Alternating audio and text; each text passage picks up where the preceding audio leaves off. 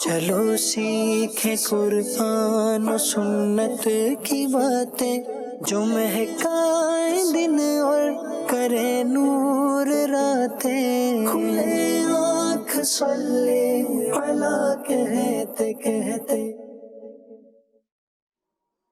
الحمد للہ رب العالمین والصلاة والسلام علی خاتم النبیین، اما بعد فاعوذ باللہ من الشیطان الرجیم، بسم اللہ الرحمن الرحیم۔ الصلاة والسلام علیک یا رسول اللہ وعلی آلک واصحابک یا حبیب اللہ۔ الصلاة والسلام علیک یا نبی اللہ وعلی آلک واصحابک یا نور اللہ۔ پروگرام ہے کھلے آنکھ صلی علی کہتے کہتے۔ اللہ پاک کی بارگاہ میں دعا کرتے ہیں کہ آج کا دن ہمارے لیے برکتوں والا، رحمتوں والا ہو جائے، اور اس کے بیش بہا خزانوں میں سے ہم بھی اپنا حصہ حاصل کرنے میں کامیاب ہو سکیں۔ آج کا موضوع ایک بہت ہی زبردست پرسنالٹی، اور پاک و ہند میں اور بالخصوص پاکستان میں کہیں کہ one of the most popular name, اولیاء کرام میں، مزارات اولیاء میں ان کا آج ذکر خیر ہوگا۔ میری مراد حضرت شیخ بہاؤالدین زکریا ملتانی رحمۃ اللہ تعالی علیہ سے ہے۔ پہلے درود پاک کی ایک فضیلت سنتے ہیں، پھر انشاءاللہ تلاوت کلام پاک کی جانب بڑھیں گے۔ پیارے آقا مدینہ والے مصطفیٰ صلی اللہ تعالی علیہ وآلہ وسلم نے ارشاد فرمایا کہ جب تم کسی شے کو بھول جاؤ تو مجھ پر درود پڑھ لیا کرو، انشاءاللہ یاد آ جائے گی۔ بڑی ہی پیاری یہ فضیلت ہے، بڑی ہی پیاری برکت ہے، اور ایک ہمارا ایکسپیرینس بھی ہے۔ بعض اوقات بات کرتے کرتے اچانک ذہن سے کسی کا نام محو ہو جاتا ہے، بھول جاتے ہیں۔ کوئی چیز ابھی تو رکھی تھی، ابھی تو رکھ کر آیا تھا، یاد نہیں آ رہی کہاں رکھی ہے۔ کوئی کام ہے جو مجھے کرنا ہے، میں اس کے لیے تیار بھی ہو رہا تھا، گھر سے نکلتے وقت میرے ذہن میں تھا کہ یہ کام کرنا ہے، لیکن جب نکلے تو یاد نہیں آ رہا۔ اتنا پتہ ہے کہ کچھ کرنا تھا، لیکن یاد نہیں آ رہا کیا کرنا تھا۔ تو ایسی سچویشن ہوتی رہتی ہیں۔ تو جب بھی کوئی چیز بھول جائیں، کوئی کام بھول جائیں، کوئی چیز رکھ کر بھول جائیں، کوئی بھی ایسی چیز ہو، سچویشن ہو، تو درود پاک پڑھ لیا کریں، انشاءاللہ آپ کو ضرور یاد آ جائے گی۔ میرا گمان ہے کہ منچ پر موجود جتنے بھی ہمارے مبلغین ہیں، نعت خوان ہیں، ان کی زندگی میں بھی ایکسپیرینس ہوا ہوگا، کئی دفعہ بھولے ہوں گے، درود پاک پڑھا ہوگا۔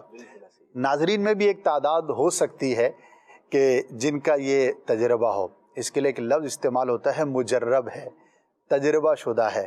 انگریزی میں کہتے ہیں اٹس مائی ایکسپیرینسڈ، یہ میرا تجربہ شدہ کام ہے کہ ایسا ہوا ہے۔ تو ثواب کی نیت سے پڑھیں، اور ضمناً آپ کو یہ برکت اور فضیلت بھی ضرور حاصل ہو جائے گی۔ اس سے پتہ لگتا ہے کہ اللہ کا ذکر، اللہ کے محبوب کا ذکر، اللہ کے پیاروں کا ذکر، آخرت میں تو اس کی برکتیں ملیں ہی ملیں گی، لیکن دنیا کے کئی بگڑے ہوئے کام بھی اللہ پاک کی رحمت سے سنور جاتے ہیں، بن جاتے ہیں۔ بڑھتے ہیں آج کی تلاوت قرآن مجید کی جانب، انشاءاللہ پھر کلام کو بھی شامل کرنا ہے، پھر انشاءاللہ ان بزرگوں کے تذکرے کی طرف آگے بڑھیں گے۔ اعوذ باللہ من الشیطان الرجیم، میں اللہ تعالیٰ کی پناہ میں آتا ہوں شیطان مردود سے۔ بسم اللہ الرحمن الرحیم، اللہ کے نام سے شروع جو نہایت مہربان رحم والا۔ ثم استوى إلى السماء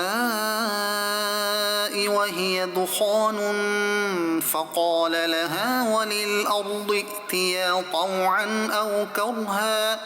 پھر آسمان کی طرف قصد فرمایا اور وہ دھواں تھا، تو اس سے اور زمین سے فرمایا کہ دونوں حاضر ہو، خوشی سے چاہے ناخوشی سے۔ قالتا أتينا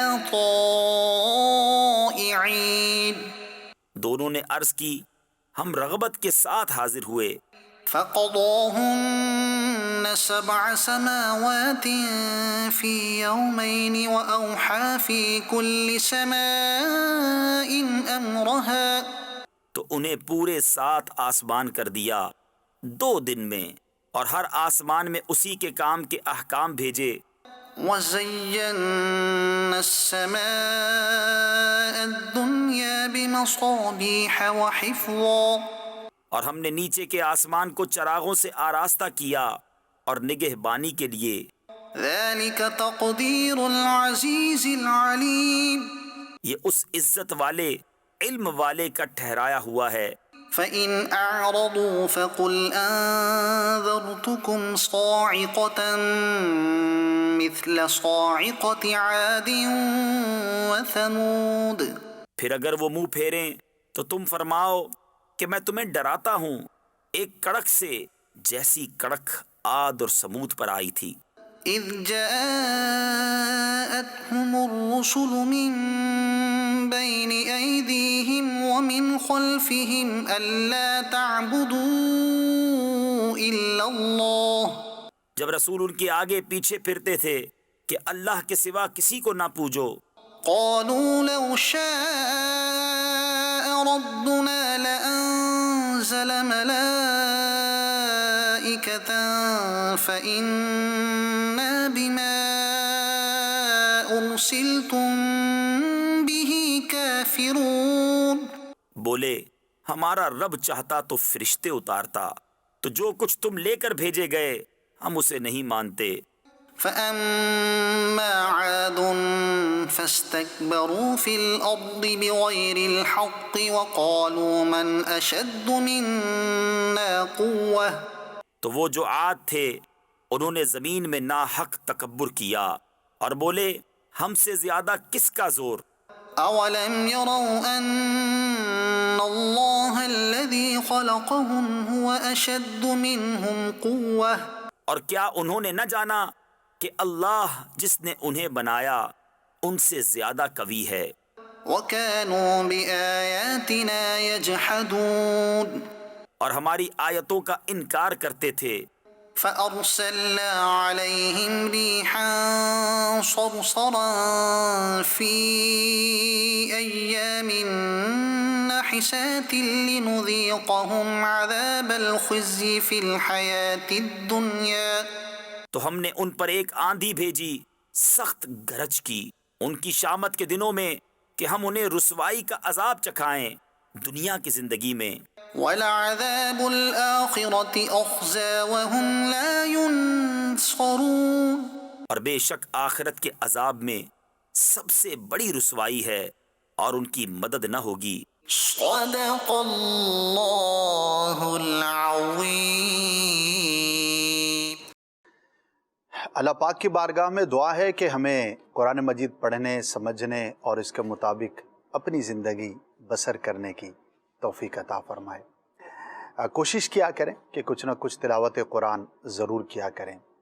پڑھیں، کیا ہی بات ہے، سفر کے دوران سنیں تو بھی بہت خوب ہے. اور اس کی تفسیر اگر پڑھیں گے تو انشاءاللہ اللہ پاک نے ہمارے لیے کیا حکم ارشاد فرمایا ہے وہ ہمیں سمجھنے کا موقع ملے گا. مفتی قاسم صاحب سے ایک دفعہ بات ہو رہی تھی کہ یہ تفسیر جو آپ نے لکھی صراط الجنان، تو اس کے پیچھے کیا نیت تھی، کیا انٹینشن تھی، کیا وجہ بنی تھی. بڑی پیاری بات آپ نے ارشاد فرمائی. کہا کہ کئی اس کے اسباب میں بیان کر سکتا ہوں، لیکن بہت پہلے بچپن میں یا لڑکپن میں جب ہوش سنبھالا تو قرآن مجید سنتے تھے، تو ظاہر ہے اس وقت ابھی تک درس نظامی کیا نہیں تھا، چیزیں اس طرح سے پڑھی نہیں، تو دل میں خواہش ہوتی تھی کہ یہ جو آیت ہے تو اس میں اللہ پاک نے کیا فرمایا ہے یہ پتہ ہونا چاہیے. تو ایک خیال ایسے دل میں تھا کہ کاش ایسا ہو کہ مجھے پتہ ہو اور سب کو پتہ ہو کم از کم کہ اس آیت میں اللہ پاک نے میرے لیے کیا حکم ارشاد فرمایا ہے، اتنا تو کم از کم معلوم ہونا چاہیے.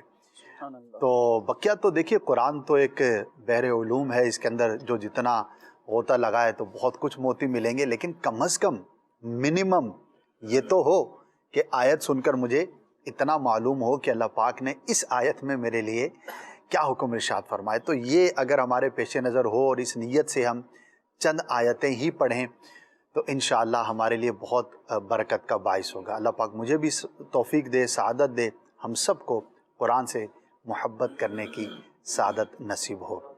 عدنان بھائی ہمارے ساتھ ہیں اور ماشاءاللہ بہت سارے کلام پڑھتے ہیں اور بہت خوب پڑھتے ہیں، آج کیا سنا رہے ہیں؟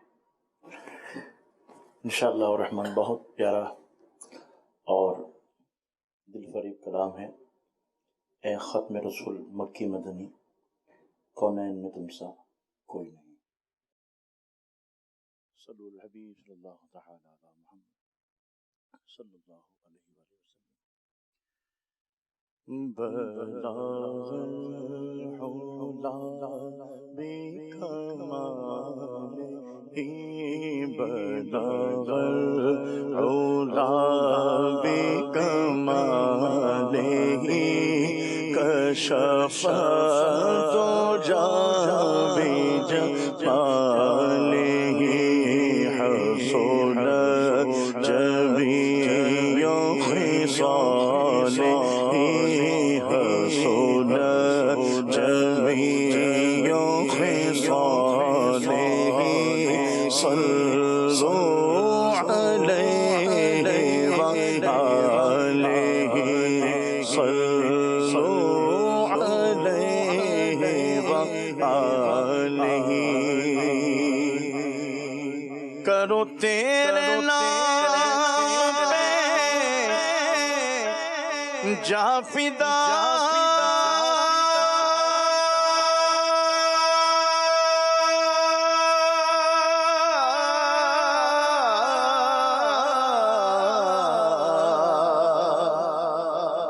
نہ بس ایک جادوگاہ فدا، کرو تیرے نام پہ جا فدا،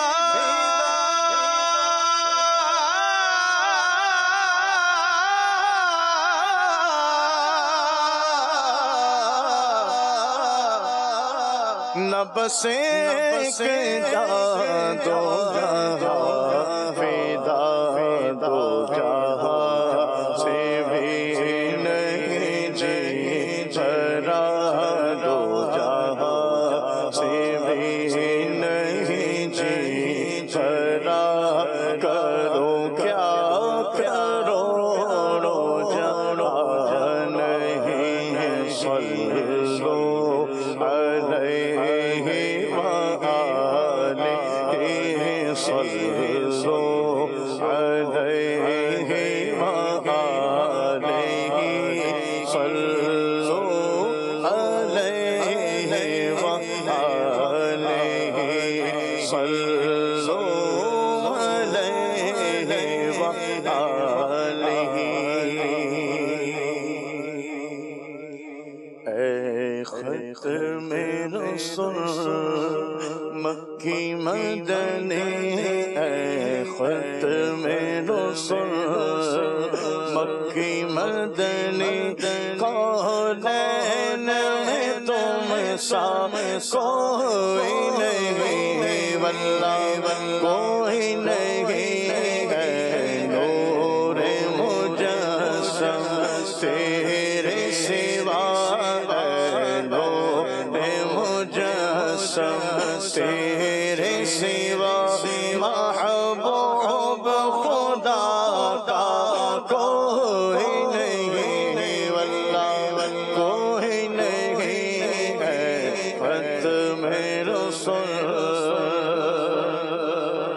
اوصاف تو سب نے پائے ہیں، اوصاف تو سب نے پائے ہیں، پر حسن سراپا کوئی نہیں، اوصاف تو سب نے پائے ہیں، پر حسن سراپا کوئی نہیں، پر حسن سراپا کوئی نہیں، آدم سے جناب عیسیٰ تک، آدم سے جناب عیسیٰ تک، سرکار کے جیسا کوئی نہیں، واللہ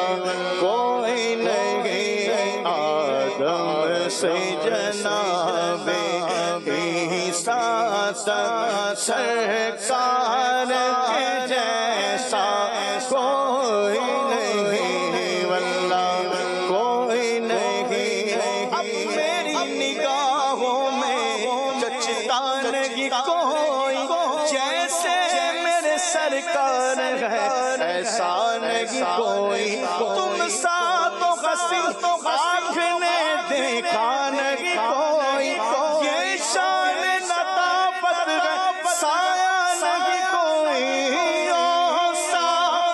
تو سب نے پائے گئے پر اس نے سراپا کوئی نہیں، پر اس نے سراپا کوئی نہیں۔ آدم سے جناب عیسیٰ تک، آدم سے جناب عیسیٰ تک، سرکار کے جیسا کوئی نہیں، واللہ کوئی نہیں۔ آدم سے جناب عیسیٰ تک، سرکار کے جیسا کوئی نہیں، واللہ کوئی نہیں۔ تو شاخ خوبا تو جان جانا ہے، چہرہ ام الکتاب تیرا اوسا، تو سب نے پائے گئے پر حسن سراپا کوئی نہیں۔ وَأَحْسَنُ مِنْكَ لَمْ تَرَ قَطُّ عَيْنِي وَأَجْمَلُ مِنْكَ لَمْ تَلِدِ النِّسَاءُ، خُلِقْتَ مُبَرَّأً مِنْ كُلِّ عَيْبٍ كَأَنَّكَ قَدْ خُلِقْتَ كَمَا تَشَاءُ۔ تو سب نے پائے گئے پر حسن سراپا کوئی نہیں، پر اس نے سراپا کوئی نہیں۔ آدم سے جناب عیسیٰ تک، آدم سے جناب عیسیٰ تک، سرکار کے جیسا کوئی نہیں، واللہ کوئی نہیں۔ اے ختم رسول مکی مدنی، کونین میں تم سا کوئی نہیں، واللہ کوئی نہیں۔ اے ختم رسول، اور یہ شان تمہاری ہے آقا، تم عرش بری پر پہنچے ہو۔ یہ شان تمہاری ہے آقا، تم عرش بری پر پہنچے ہو، تم عرش بری پر پہنچے ہو۔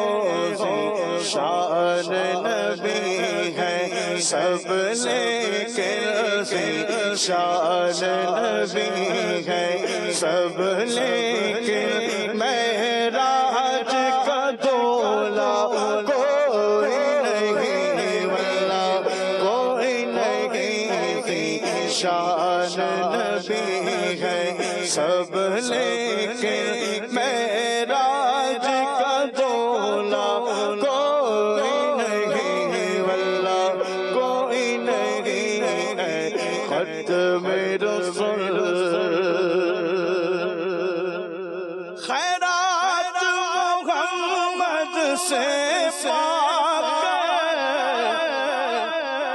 اس ناز سے کہتے ہیں منگتے خیرات محمد سے پاک، اس ناز سے کہتے ہیں منگتے، اس ناز سے کہتے ہیں منگتے، دکھیوں پہ کرم کرنے والا، دکھیوں پہ کرم کرنے والا، سرکار سے اچھا کوئی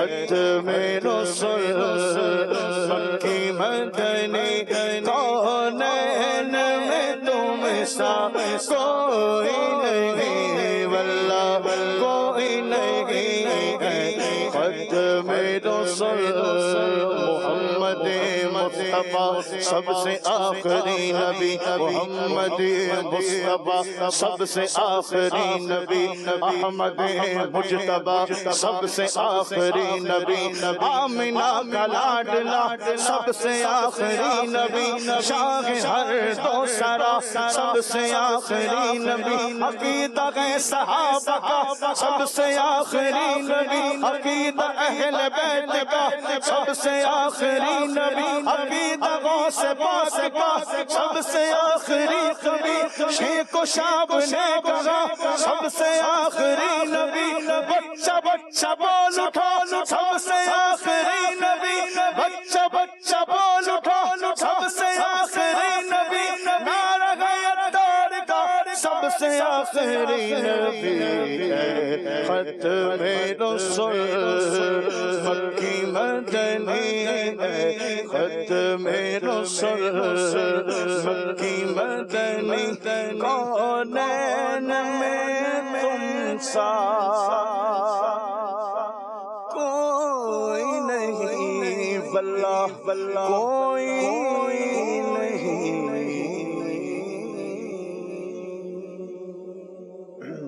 ماشاء اللہ، بہت ہی خوبصورت کلام اور پیارے آقا صلی اللہ تعالی علیہ وسلم کے فضائل، آپ کے مناقب کا بیان، اور انبیاء کرام میں پیارے آقا صلی اللہ تعالی علیہ وسلم کی جو خصوصیات ہیں، میں یہاں پہ یہ ضرور عرض کروں گا کہ اس اعتبار سے علماء کرام نے بہت پیارے پیارے کلام جو ہے وہ تحریر فرمائے ہیں، کتابیں تحریر فرمائی ہیں خصائص مصطفیٰ صلی اللہ تعالی علیہ وآلہ وسلم کے بارے میں.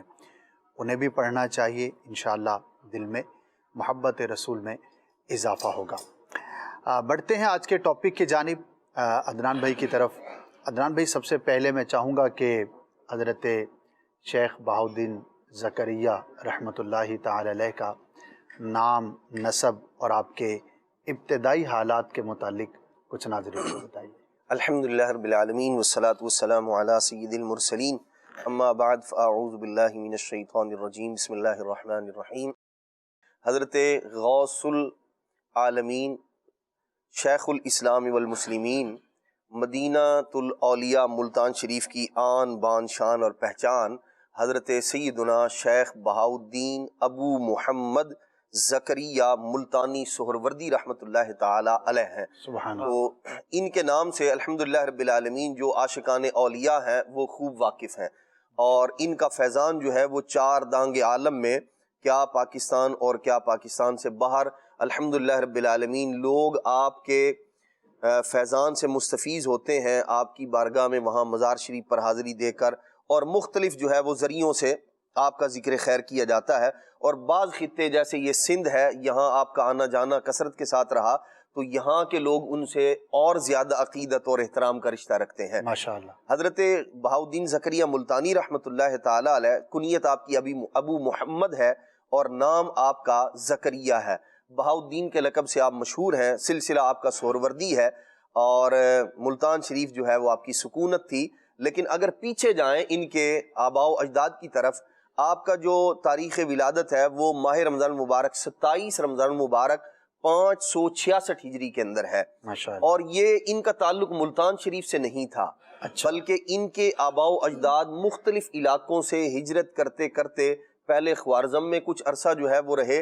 مشہور ایک جو سفر کرنے والے ہیں ابن بطوطہ جنہیں کہا جاتا ہے، جنہوں نے دنیا کے بہت سارے ممالک کا جو ہے وہ سفر کیا ہے، مشہور سیاح ہے، آپ کا سفر نامہ بھی ہے. تو وہ جب یہاں سفر کرتے کرتے ملتان شریف آئے تو حضرت غوث بہاؤالدین زکریا ملتانی رحمۃ اللہ تعالی علیہ، آپ کا تو انتقال ہو چکا تھا، لیکن حضرت شاہ رکن عالم رحمۃ اللہ تعالی علیہ جو آپ کے پوتے ہیں، ان سے ملاقات ہوئی تھی. اور پھر انہوں نے وہ احوال بھی ذکر کیے کہ یہاں یوں ایک جامعہ ہے، یونیورسٹی ہے، مدرسہ ہے، اور وہاں کا نظام، اس کے بارے میں کافی تفصیلی کلام کیا. اور بتایا کہ جو ان کے پوتے ہیں عابد و زاہد نیک متقی پارسا، آپ کا بھی بڑا مقام و مرتبہ ہے حضرت شاہ رخ عالم رحمۃ اللہ تعالی علیہ کا، تو انہوں نے بتایا کہ ہمارے آباء و اجداد عراق سے حجاج بن یوسف کے زمانے میں جو لشکر یہاں آیا تھا اس کے اندر یہ وہاں سے عراق سے سفر کر کے یہاں آئے تھے، اور یہاں آنے کے بعد پھر یہیں مقیم ہو گئے مختلف علاقوں میں۔ کچھ تفصیل کے اندر اگر جائیں تو پتہ یہ چلتا ہے کہ آپ کے جو والد گرامی تھے حضرت وجیہ الدین صاحب رحمۃ اللہ تعالی علیہ، وہ اور ان کے آباء و اجداد یہ لیا جائیں تو رستے کے اندر جو ہے وہ جو بکر روڈ ہے اس پر لیا سے تقریباً 31 کلومیٹر دور ہے کروڑ لال ایسن، اس کو کوٹ کروڑ بھی کہا جاتا تھا پہلے، اس کو لالی سن بھی لوگ بولتے جی وہی صحیح تلفظ یہ ہے، کروڑ لال ایسن اس کا نام ہے، تو وہ لال ایسن بھی لوگ ایسے کہتے ہیں یعنی مختصر کر کے، تو اس کا پہلا نام تھا کوٹ کروڑ۔ تو آپ رحمت اللہ تعالی علیہ کے آباء و اجداد جب یہاں ملتان شریف آئے تو محمود غزنوی رحمت اللہ تعالی علیہ نے آپ کے جو جد امجد تھے ان کو اس علاقے کا قاضی مقرر کیا تھا، اس پورے یہ کوٹ کروڑ کا۔ اچھا تو پھر یہ یہیں رہائش پذیر ہوئے، ان کے انتقال کے بعد ان کے بیٹے، پھر ان کے بیٹے، اور پھر حضرت غوث بہاؤدین زکریا ملتانی رحمت اللہ تعالی کے جو والد گرامی تھے وہ خود بھی زبردست جید عالم دین تھے، پورے کا پورا گھرانہ ہی حسب کے اعتبار سے نسب کے اعتبار سے دیکھا جائے ویسے ہی قریشی ہیں، تو اللہ کریم نے انہیں بڑی عظمت اور رفعت عطا کی ہے یوں خاندانی وجاہت کے اعتبار سے۔ حضرت حبار بن اسود رضی اللہ تعالی عنہ صحابی رسول ہیں، یہ ان کی اولاد میں سے ہیں، اور کچھ واسطوں سے ان کا جو سلسلہ نسب ہے وہ نبی پاک صلی اللہ تعالی علیہ وآلہ وسلم کے جد امجد حضرت قصی بن کلاب رضی اللہ تعالی عنہ سے ملتا ہے۔ تو یوں خاندانی وجاہت بھی ہے اور ایک علمی اعتبار سے بھی اللہ کریم نے ان کو بڑا مقام اور مرتبہ عطا فرمایا تھا۔ ان کے آباء و اجداد والد گرامی بھی ایسے، ان کے جو نانا جان ہیں وہ بھی بڑی عظمت و شان والے ہیں، وہ بھی عالم دین تھے، حسان الدین ترمذی صاحب۔ تو یوں اللہ تبارک و تعالی نے اس گھرانے کو اس علاقے میں ایک ممتاز مقام اور مرتبہ عطا فرمایا۔ تو ان کے والد گرامی وہ بھی قاضی تھے، پھر یوں کہہ لیں ان کے دادا، اور یوں کئی پشتوں تک ان کا سلسلہ، اور قاضی ہونا اس زمانے میں بڑی جو ہے وہ عظمت اور رفعت والی بات ہوتی تھی، لوگوں کا ان کے پاس آنا اور یوں انہیں مقرر کیا جانا، لوگوں کے فیصلے کرنا، تو اس کے لیے علم بھی درکار ہوتا تھا، اور جو دیگر چیزیں تھی اللہ کریم نے وہ بھی آپ کو عطا فرمائی تھی۔ تو حضرت بہاؤدین زکریا ملتانی رحمت اللہ تعالی علیہ، آپ کی ولادت وہیں کوٹ کروڑ کے اندر ہوئی تھی جو کروڑ لال ایسن ہے۔ یہاں سے پھر یہ چونکہ قریب ہی ہے لیا، بکھر اور یہ ملتان شریف، تو انہوں نے پھر ملتان شریف کو اپنا مرکز بنایا، اور یہاں آپ نے ایک اس زمانے میں اگر فی زمانہ کہا جائے تو ایک بہت بڑی یونیورسٹی اور جامعہ آپ نے اس کو تعمیر کیا تھا، اور پھر ادھر ادھر سے مختلف علاقوں سے طلبہ علم دین حاصل کرنے کے لیے آپ کے پاس آیا کرتے تھے، اور وہ تسلسل ایسا تھا، آپ پھر آپ کے بعد آپ کے شہزادے اور پھر پوتے، اور یوں مشہور جو ولی اللہ ہیں حضرت جہانیہ جہاں گشت رحمت اللہ تعالی علیہ، جلال الدین رحمت اللہ تعالی علیہ، بڑا نام ہے اور اللہ کریم نے بڑی عظمت و رفعت عطا فرمائی ہے، یہ اسی جامعہ سے فارغ التحصیل ہیں حضرت بہاؤدین زکریا ملتانی رحمت اللہ تعالی، بہت بڑا نام ہے، بہت بڑا نام ہے، اور یہ ان کا ایک خاص تعلق بھی رہا ہے حضرت جہانیہ جہاں گشت رحمت اللہ تعالی کے جو جد امجد ہیں حضرت جلال الدین سرخ پوش بخاری رحمت اللہ تعالی، اچ شریف میں دونوں بزرگوں کا اچ شریف میں مزار ہے۔ یہ جو حضرت جلال الدین سرخ پوش بخاری رحمت اللہ تعالی علیہ ہیں، یہ حضرت بہاؤدین زکریا ملتانی رحمت اللہ تعالی کے مرید بھی ہیں، خلیفہ بھی ہیں، تو یوں اس گھرانے کے ساتھ ان کا بڑا گہرا تعلق ہے، اور یہی وجہ ہے کہ پھر دادا جان نے اپنے پوتے کو جو ہے نا وہاں علم دین حاصل کرنے کے لیے حضرت جہانیہ جہاں گشت رحمت اللہ تعالی کو وہاں بھیجا۔ یہ حضرت بہاؤدین زکریا ملتانی رحمت اللہ تعالی علیہ ابتدا ہی سے آپ کی پیشانی پر وہ ایک سعادت مندی اور اللہ تبارک تعالی کی جانب سے جو ایک ولایت کی ایک نورانیت جو ہوتی ہے وہ آپ کی پیشانی پر عیاں تھی، اور ابتدا ہی سے جو آپ کا انداز زندگی تھا، بچپن جو آپ کا ہے وہ بھی بڑا بے مثل اور بے مثال ہے۔ یعنی بعض اوقات ایسا ہوتا ہے کہ اللہ کریم نے جس بندے سے آگے چل کر کام لینا ہوتا ہے اسے ابتدا ہی میں وہ غیر معمولی صلاحیتیں عطا فرماتا ہے کہ دیکھنے والوں کی جو صاحب نظر ہوتے ہیں ان کی زبانوں پر یہ بات جاری ہو جاتی ہے کہ یہ بچہ آگے چل کر دین کا بہت بڑا کام کرنے والا ہوگا، بہت بڑا مبلغ بنے گا۔ یہی وجہ ہے کہ آپ وہ جو شریعت کی پاسداری ہے، ویسے تو اولیاء کرام جو ہے وہ ان کی جو ساری کی ساری زندگی ہوتی ہے وہ شریعت کی پابندی اور پاسداری، اصول، قاعدے، قوانین پر عمل کرتے ہوئے گزرتی ہے، لیکن ان کا بچپن بھی جب کہ وہ شریعت کے مکلف نہیں ہوتے لیکن یہ شریعت کے جو احکامات ہوتے ہیں ان کی جان پہچان رکھتے ہیں اور ان کا ادب احترام بھی ملحوظ خاطر رکھتے ہیں۔ یہی وجہ ہے کہ رمضان المبارک میں آپ کا جب بچپن تھا، دودھ پینے کا جو زمانہ ہے، اس کے اندر آپ رمضان شریف میں دن میں دودھ نہیں پیا کرتے تھے، یہ شریعت کی پاسداری تھی ایک طرح سے۔ اور جب آپ کے والد گرامی حضرت وجیہ الدین صاحب رحمۃ اللہ تعالی علیہ، آپ جب کبھی دودھ پی رہے ہوتے تھے والدہ کا، تو جب تلاوت کی آواز آپ کے کانوں میں آتی تھی نا، والد صاحب تلاوت کر رہے ہیں، تو آپ دودھ پینا چھوڑ دیا کرتے تھے اور انداز ایسا ہوا کرتا تھا گویا تلاوت قرآن سن رہے ہیں۔ تو یوں شریعت کی پاسداری یہ اقتدار ہی سے ہے، کیونکہ گھرانہ ہی ایسا ہے کہ جہاں آپ نے آنکھ کھولی ہے وہ گھرانہ دین اسلام کا ایک بہت بڑا قلعہ ہے، اور آپ کے والدین، آبا و اجداد، یہ سارے کا سارا خاندان شریعت پر عمل کرنے والے، اور پھر یہاں جو آپ نے تربیت پائی ہے اپنے والدین کے پاس، اور پھر اس کے بعد مختلف جو ہے وہ علوم کو حاصل کرنے کے لیے جب آپ نے سفر کرنا شروع کیا ہے، وہ ایک جدا یعنی زندگی کا حصہ ہے، لیکن یہاں جو آپ کا گھر کا جو انداز ہے وہ بھی بے مثل اور بے مثال ہے۔ ماشاءاللہ، بہت خوب۔ اور فیملی کا جو ایک انوائرمنٹ ہوتا ہے عدنان بھائی، بہت میٹر کرتا ہے۔ یعنی کہ ہم نے بہت سارے اولیاء کرام کو دیکھا کہ ان کا بچپن ایسے ماحول میں گزرتا ہے کہ ان کے قریب جو ہے وہ علم کے گویا کے چشمے نکلتے ہوئے وہ دیکھتے ہیں، اس سے سیراب ہوتے ہیں۔ آج بھی اگر ہم غور کرتے ہیں تو بزنس فیملی ہوتی ہے تو بچہ بچپن ہی سے بزنس کے پیچ و خم جو ہے وہ سیکھ رہا ہوتا ہے۔ کسی کے باپ سپورٹس مین ہے تو اس کا جو رجحان ہوگا اولاد کا وہ عموماً اسی طرف ہوگا۔ کوئی کسی بھی کلچر سے تعلق رکھتا ہے، اس کے چچا ہو گئے، اس کے ماموں ہو گئے، اس کے جو کزن ہو گئے، جو قریبی افراد ہوتے ہیں، تو ان کے جو پیشنز ہوتے ہیں، ان کے جو پیشے ہوتے ہیں، ان کے جو شوق ہوتے ہیں، اسی کے اندر بچہ جو ہے وہ پروان چڑھتا ہے۔ تو ہم نے کئی بزرگان دین کے ابتدائی حالات میں یہ سنا ہوگا، دیکھا ہوگا کہ ان کا ایک علمی گھرانہ ہوا کرتا تھا۔ تو ماشاءاللہ پھر کئی نسلوں تک، جیسے کہ ابھی ماہ سفر ہے، امام اہل سنت کا ذکر خیر بالخصوص ہوتا ہے، تو آپ کے دادا پردادا سے بلکہ اس سے بھی اوپر جو ہے وہ علماء کرام تھے، اور اعلیٰ حضرت کے بعد بھی کئی نسلوں تک آج تک آپ کے جو بیٹے پوتے اور جو اولادیں ہیں ان کے اندر علماء ہیں۔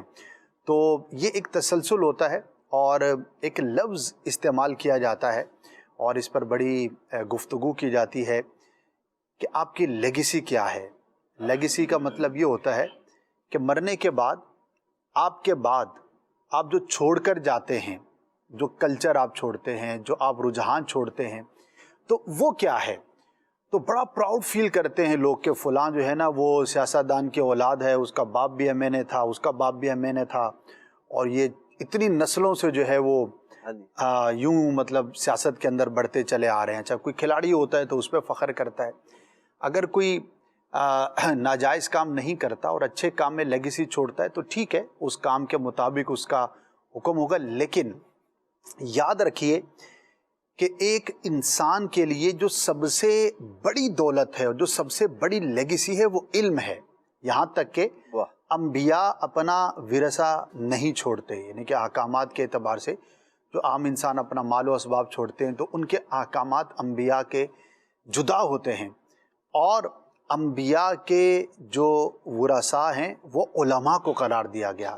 علم وہ چیز ہے کہ جو انبیاء کرام کی گویا کہ ایک لیگیسی ہے جو علماء آگے لے کر چلتے ہیں۔ تو یہ ایک بڑی سعادت مندی کی بات ہوتی ہے۔ یہ بات میں اس لیے کر رہا ہوں کہ ہمارے ناظرین میں اگر کوئی ایسے افراد ہیں کہ ان کے دور دور تک فیملی کے اندر کوئی عالم نہیں ہے، کوئی حافظ نہیں ہے، تو ہمیں کوشش کرنی چاہیے۔ کئی ایسے گھرانوں کو ہم جانتے ہیں دعوت اسلامی کی برکت سے ان کے اندر علماء ہوئے، اور ان کا جب ہم انٹرویو کرتے ہیں، بات چیت کرتے ہیں، تو وہ کہتے ہیں کہ ہمارے باپ دادا نانا خاندان میں دور دور تک نہ کوئی عالم ہوا نہ کوئی حافظ ہوا، لیکن آج الحمدللہ ایک نہیں بلکہ کئی علماء ان کے گھروں میں ہوئے۔ تو ایک رجحان پیدا ہوا، جب ایک آدمی عالم دین ہوتا ہے تو پھر اس کے آس پاس الحمدللہ ہوتا ہے۔ کہ اسلامی بھائی سے ایسی بات ہو رہی تھی اسی ٹاپک پر کچھ دنوں پہلے، تو ایسے بیٹھے ہوئے تھے، گفتگو ہو رہی تھی، تو یہی ٹاپک چھڑا تو گننا شروع ہو گئے کہ میرے خاندان میں جو ہے وہ فلاں مدنی ہے، فلاں حافظ ہے۔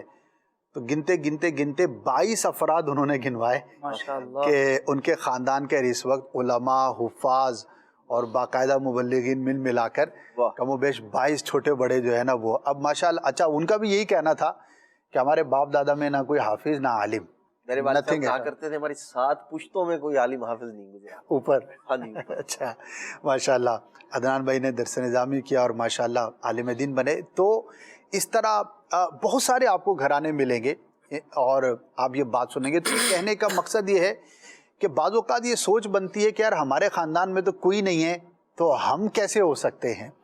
تو بھائی کوئی نہیں تھا تو کوئی بات نہیں، آپ ہو جائیے۔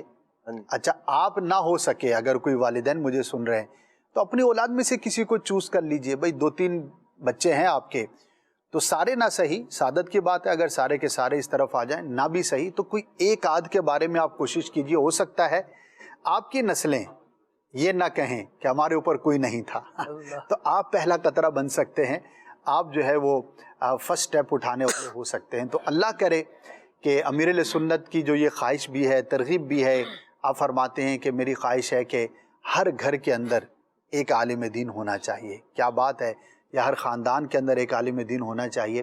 تو اللہ پاک ہمیں ان بزرگوں اور اولیاء کرام کے صدقے علم دین سے شغف حاصل کرنے کی توفیق عطا فرمائے اور اس کے لیے ہمیں کوشش کرنے والا بنائے۔ شیخ بہاؤالدین زکریا رحمۃ اللہ تعالی علیہ نے حصول علم کے لیے کیا کوششیں فرمائیں؟ بسم اللہ الرحمن الرحیم۔ شیخ الاسلام خواجہ بہاؤالدین زکریا ملتانی رحمۃ اللہ تعالی علیہ، آپ کی سیرت میں یہ بات مذکور ہے کہ جب آپ نے ہوش سنبھالا تو والد گرامی نے آپ کو علم دین کے لیے مکتب میں داخل فرما دیا ماشاءاللہ، اور آپ رحمۃ اللہ تعالی علیہ نے تقریباً 7 یا 12 سال کی عمر میں قرآن مجید مکمل قرأت سبع کے ساتھ حفظ کر لیا تھا۔ سبحان اللہ۔ اور آپ کی عمر میں 7 یا 12 سال کا آتا ہے آپ کی بچپن ہی ہوا نا، 12 سال بھی ہوئے تو ماشاءاللہ۔ آپ نے اس کم عمری میں قرآن مجید کو مکمل حفظ فرمایا اور ساتھ میں قرأت سبع جو ہیں، 7 جو مشہور قرأت ہیں ان کو آپ نے حاصل کیا۔ اور آپ کے ابتدائی جو اساتذہ ہیں ان میں آتا ہے نام حضرت علامہ نصیر الدین بلخی رحمۃ اللہ تعالی علیہ اور شیخ عبدالرشید کرمانی رحمۃ اللہ تعالی علیہ۔ اور اس کے علاوہ آپ نے عراق، حجاز مقدس اور خراسان کے سفر کیے حصول علم دین کی خاطر۔ ماشاءاللہ۔ آپ کی سیرت میں یہ بات مذکور ہے کہ آپ کو حصول علم کا ایسا جذبہ تھا کہ آپ نے اپنے چچا جان سے درخواست کی کہ مجھے علم دین کے حصول کے لیے اجازت دی جائے کہ میں جا کر علم دین حاصل کروں اور مختلف شیوخ سے، مختلف علاقوں سے علم دین حاصل کروں۔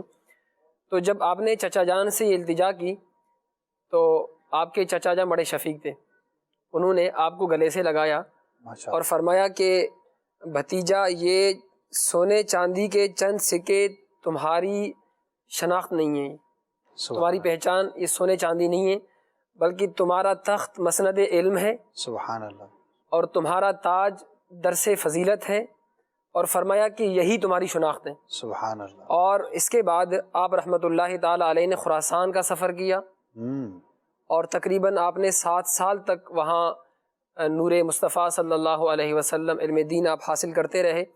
اس کے بعد آپ نے بخارا کا سفر کیا، بخارا کے بعد آپ مکہ مکرمہ حاضر ہوئے اور پھر بارگاہ مصطفیٰ صلی اللہ تعالی علیہ وسلم میں حاضر ہوئے، اور وہاں پر 53 ایئرز سے ایک بہت بڑے شیخ الحدیث مولانا کمال الدین یمنی رحمۃ اللہ تعالی علیہ درس حدیث دیا کرتے تھے۔ سبحان اللہ۔ آپ نے ان کی بارگاہ میں آپ یوں کہیں کہ قال رسول اللہ صلی اللہ تعالی علیہ وسلم کی صدائیں تقریباً 5 سال تک آپ نے درس حدیث جو حاصل کیا کمال الدین یمنی رحمۃ اللہ تعالی علیہ سے حاصل کیا۔ اور آپ کے اساتذہ میں آتا ہے کہ تقریباً آپ نے 444 سے زائد اساتذہ کرام سے علم دین حاصل کیا۔ واہ، فرمایا جاتا ہے نا کہ کثرت اساتذہ کثرت علم کی دلیل ہے، یعنی کہ جس کے شیوخ زیادہ ہیں، اساتذہ زیادہ ہیں، تو طلب زیادہ ہونے کی دلیل ہے یہ۔ اور اس زمانے کے 400 ہیں، 400 فیس بک والے 400 نہیں ہیں، بالکل بڑے بڑے اہل جا کر جو ہے وہ یعنی آج تو بہت ایزی ہے نا، یعنی کہ آج تو کنیکٹیویٹی، آپ کو کسی سے رابطہ کرنا ہے تو انٹرنیٹ ہے آپ کے پاس، آپ یہاں بیٹھے دنیا بھر سے رابطہ کریں، یعنی آج اگر آپ انٹرنیٹ کے ذریعے 400 افراد سے پڑھنا چاہیں تو اٹس ویری ایزی، بہت آسان ہے آپ کے لیے۔ اور 400 اس زمانے میں، اللہ اکبر، یعنی کہ یہ 5ویں صدی ہجری ہوئی نا، چھٹی صدی ہجری، سینکڑوں برس پہلے۔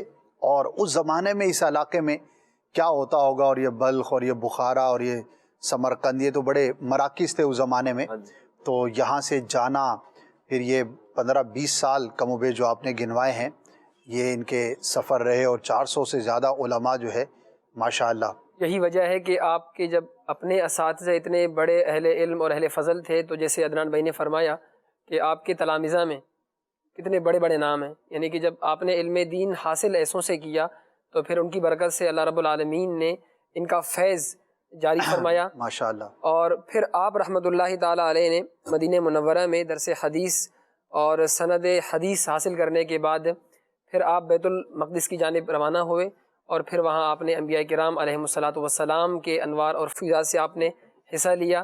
اور یہ آپ کا مختصر جو بیان کیا میں نے کہ آپ نے جو علم دین کے حصول کے لیے سفر کیے، اور حقیقتاً علم دین حاصل کرنے کا نتیجہ تھا کہ آپ رحمۃ اللہ تعالیٰ علیہ نے بہت بڑی یونیورسٹی قائم کی، جس سے کثیر لوگوں نے علم دین کا اکتساب کیا، اور آج تک آپ کا فیضان الحمدللہ جاری ہے۔ ماشاءاللہ، یہ چیز تو بڑی ایک نمایاں ہے کہ اس زمانے میں جن لوگوں نے اپنی زندگیوں کو، یعنی اس زمانے میں حصول علم دین کا مقصد یا دوسرا نتیجہ کہیں یہ ہوتا تھا کہ اپنی ساری زندگی کو وقف کر دینا، کیونکہ آسان نہیں تھا، کیا مشکلات ہوتی ہوں گی، کیا سفر، اچھا کوئی کمیونیکیشن نہیں، گھر سے چلے ہیں تو اب پیچھے جو ہے وہ کیا خبر پہنچے گی بھی نہیں پہنچے گی۔ اس زمانے میں جو ہم نے حالات واقعات پڑھے ہیں، آج تو بڑا آسان ہے، کمیونیکیشن کا زمانہ ہے، بلکہ آج سے 20-25-30 سال پہلے، انٹرنیٹ کے زمانے سے پہلے کی بھی بات کریں تو خطوط تھے، تار، کسی نہ کسی حد تک کمیونیکیشن تھی۔ اس زمانے میں جب ہم پرانے بزرگوں کے واقعات پڑھتے ہیں تو طریقہ یہ ہوتا تھا کہ اگر کوئی مثال کے طور پر مکہ شریف میں ہے اور یہاں سے گیا ہوئے بر صغیر سے، تو اب کوئی حج پر آیا، اس سے ملاقات ہوئی اور اس نے تعارف کروایا کہ میں فلاں علاقے سے آیا ہوں، تو اب وہ اس کو پیغام دے دیں گے کہ اگر تم واپس جاؤ اور وہاں پر پہنچو تو میرا یہ نام ہے، تمہیں یاد رہے تو تم یوں میرے گھر والوں کو پیغام پہنچا دینا، تو پہنچ جاتا تھا۔ بقیہ جو باقاعدہ نظام تھا وہ بادشاہوں کے پاس ہوتا تھا، سلطنتوں کے پاس ہوتا تھا، حکومتوں کے پاس ہوتا تھا کہ ان کے ہرکارے جو ہے وہ قاصد جو ہے وہ سفر کیا کرتے تھے۔ عوام کے پاس تو ایسی کچھ بھی چیز نہیں ہوا کرتی تھی، تو ان ماں باپ کو بھی سلام ہے کہ جو حصول علم، دیکھیں دنیا کے لیے تو اس زمانے میں بھی لوگ نکلتے تھے اور تجارت کے لیے سفر کرتے تھے، تو مقصد کے اندر فرق آ جاتا ہے نا کہ ایک ہے دنیا کے لیے سفر اور ایک ہے حصول علم دین کے لیے۔ اب وہ زندہ بھی واپس آئے گا، بچہ نہیں آئے گا، وہ بیمار ہے، اچھا اس وقت بھی لوگ بیمار ہوتے ہوں گے، اس وقت بھی مسائل ہوتے ہوں گے، تو بہرحال یہ کمپیریزن بیان کرنے کے مقاصد میں سے مقصد یہ ہوتا ہے کہ آج اگر ہم غور کرتے ہیں تو ہمارے لیے علم دین حاصل کرنا یوں کہیے کہ پلیٹ میں رکھ کر جو ہے وہ پیش کیا جاتا ہے کہ آپ کو جو سہولت ہے۔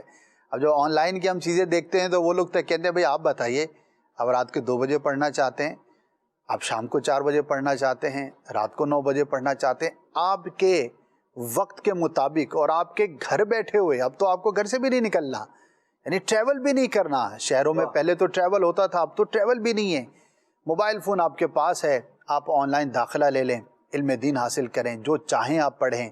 تو اتنی سہولیات کے بعد اگر ہم علم حاصل نہ کریں تو یقیناً یہ بہت بڑی محرومی کی بات ہے۔ اللہ پاک ہم سب کو ان اولیاء کرام کا فیضان عطا فرمائے، اور یقین کریں ان کے بڑے احسانات ہیں۔ جب یہ ہم سنتے ہیں نا، ان اولیاء کرام کے سفر سنتے ہیں، اور جب یہ اس علاقے میں آئے تھے تو یہاں پر اتنی کثرت سے مسلمان نہیں تھے ان علاقوں میں، جو دیگر مذاہب کے لوگ تھے ان کی تعداد غالب تھی. یوں کہیے کہ اسلام جب آیا تو ظاہر ہے یہاں پر آبادیاں تو پہلے سے تھیں.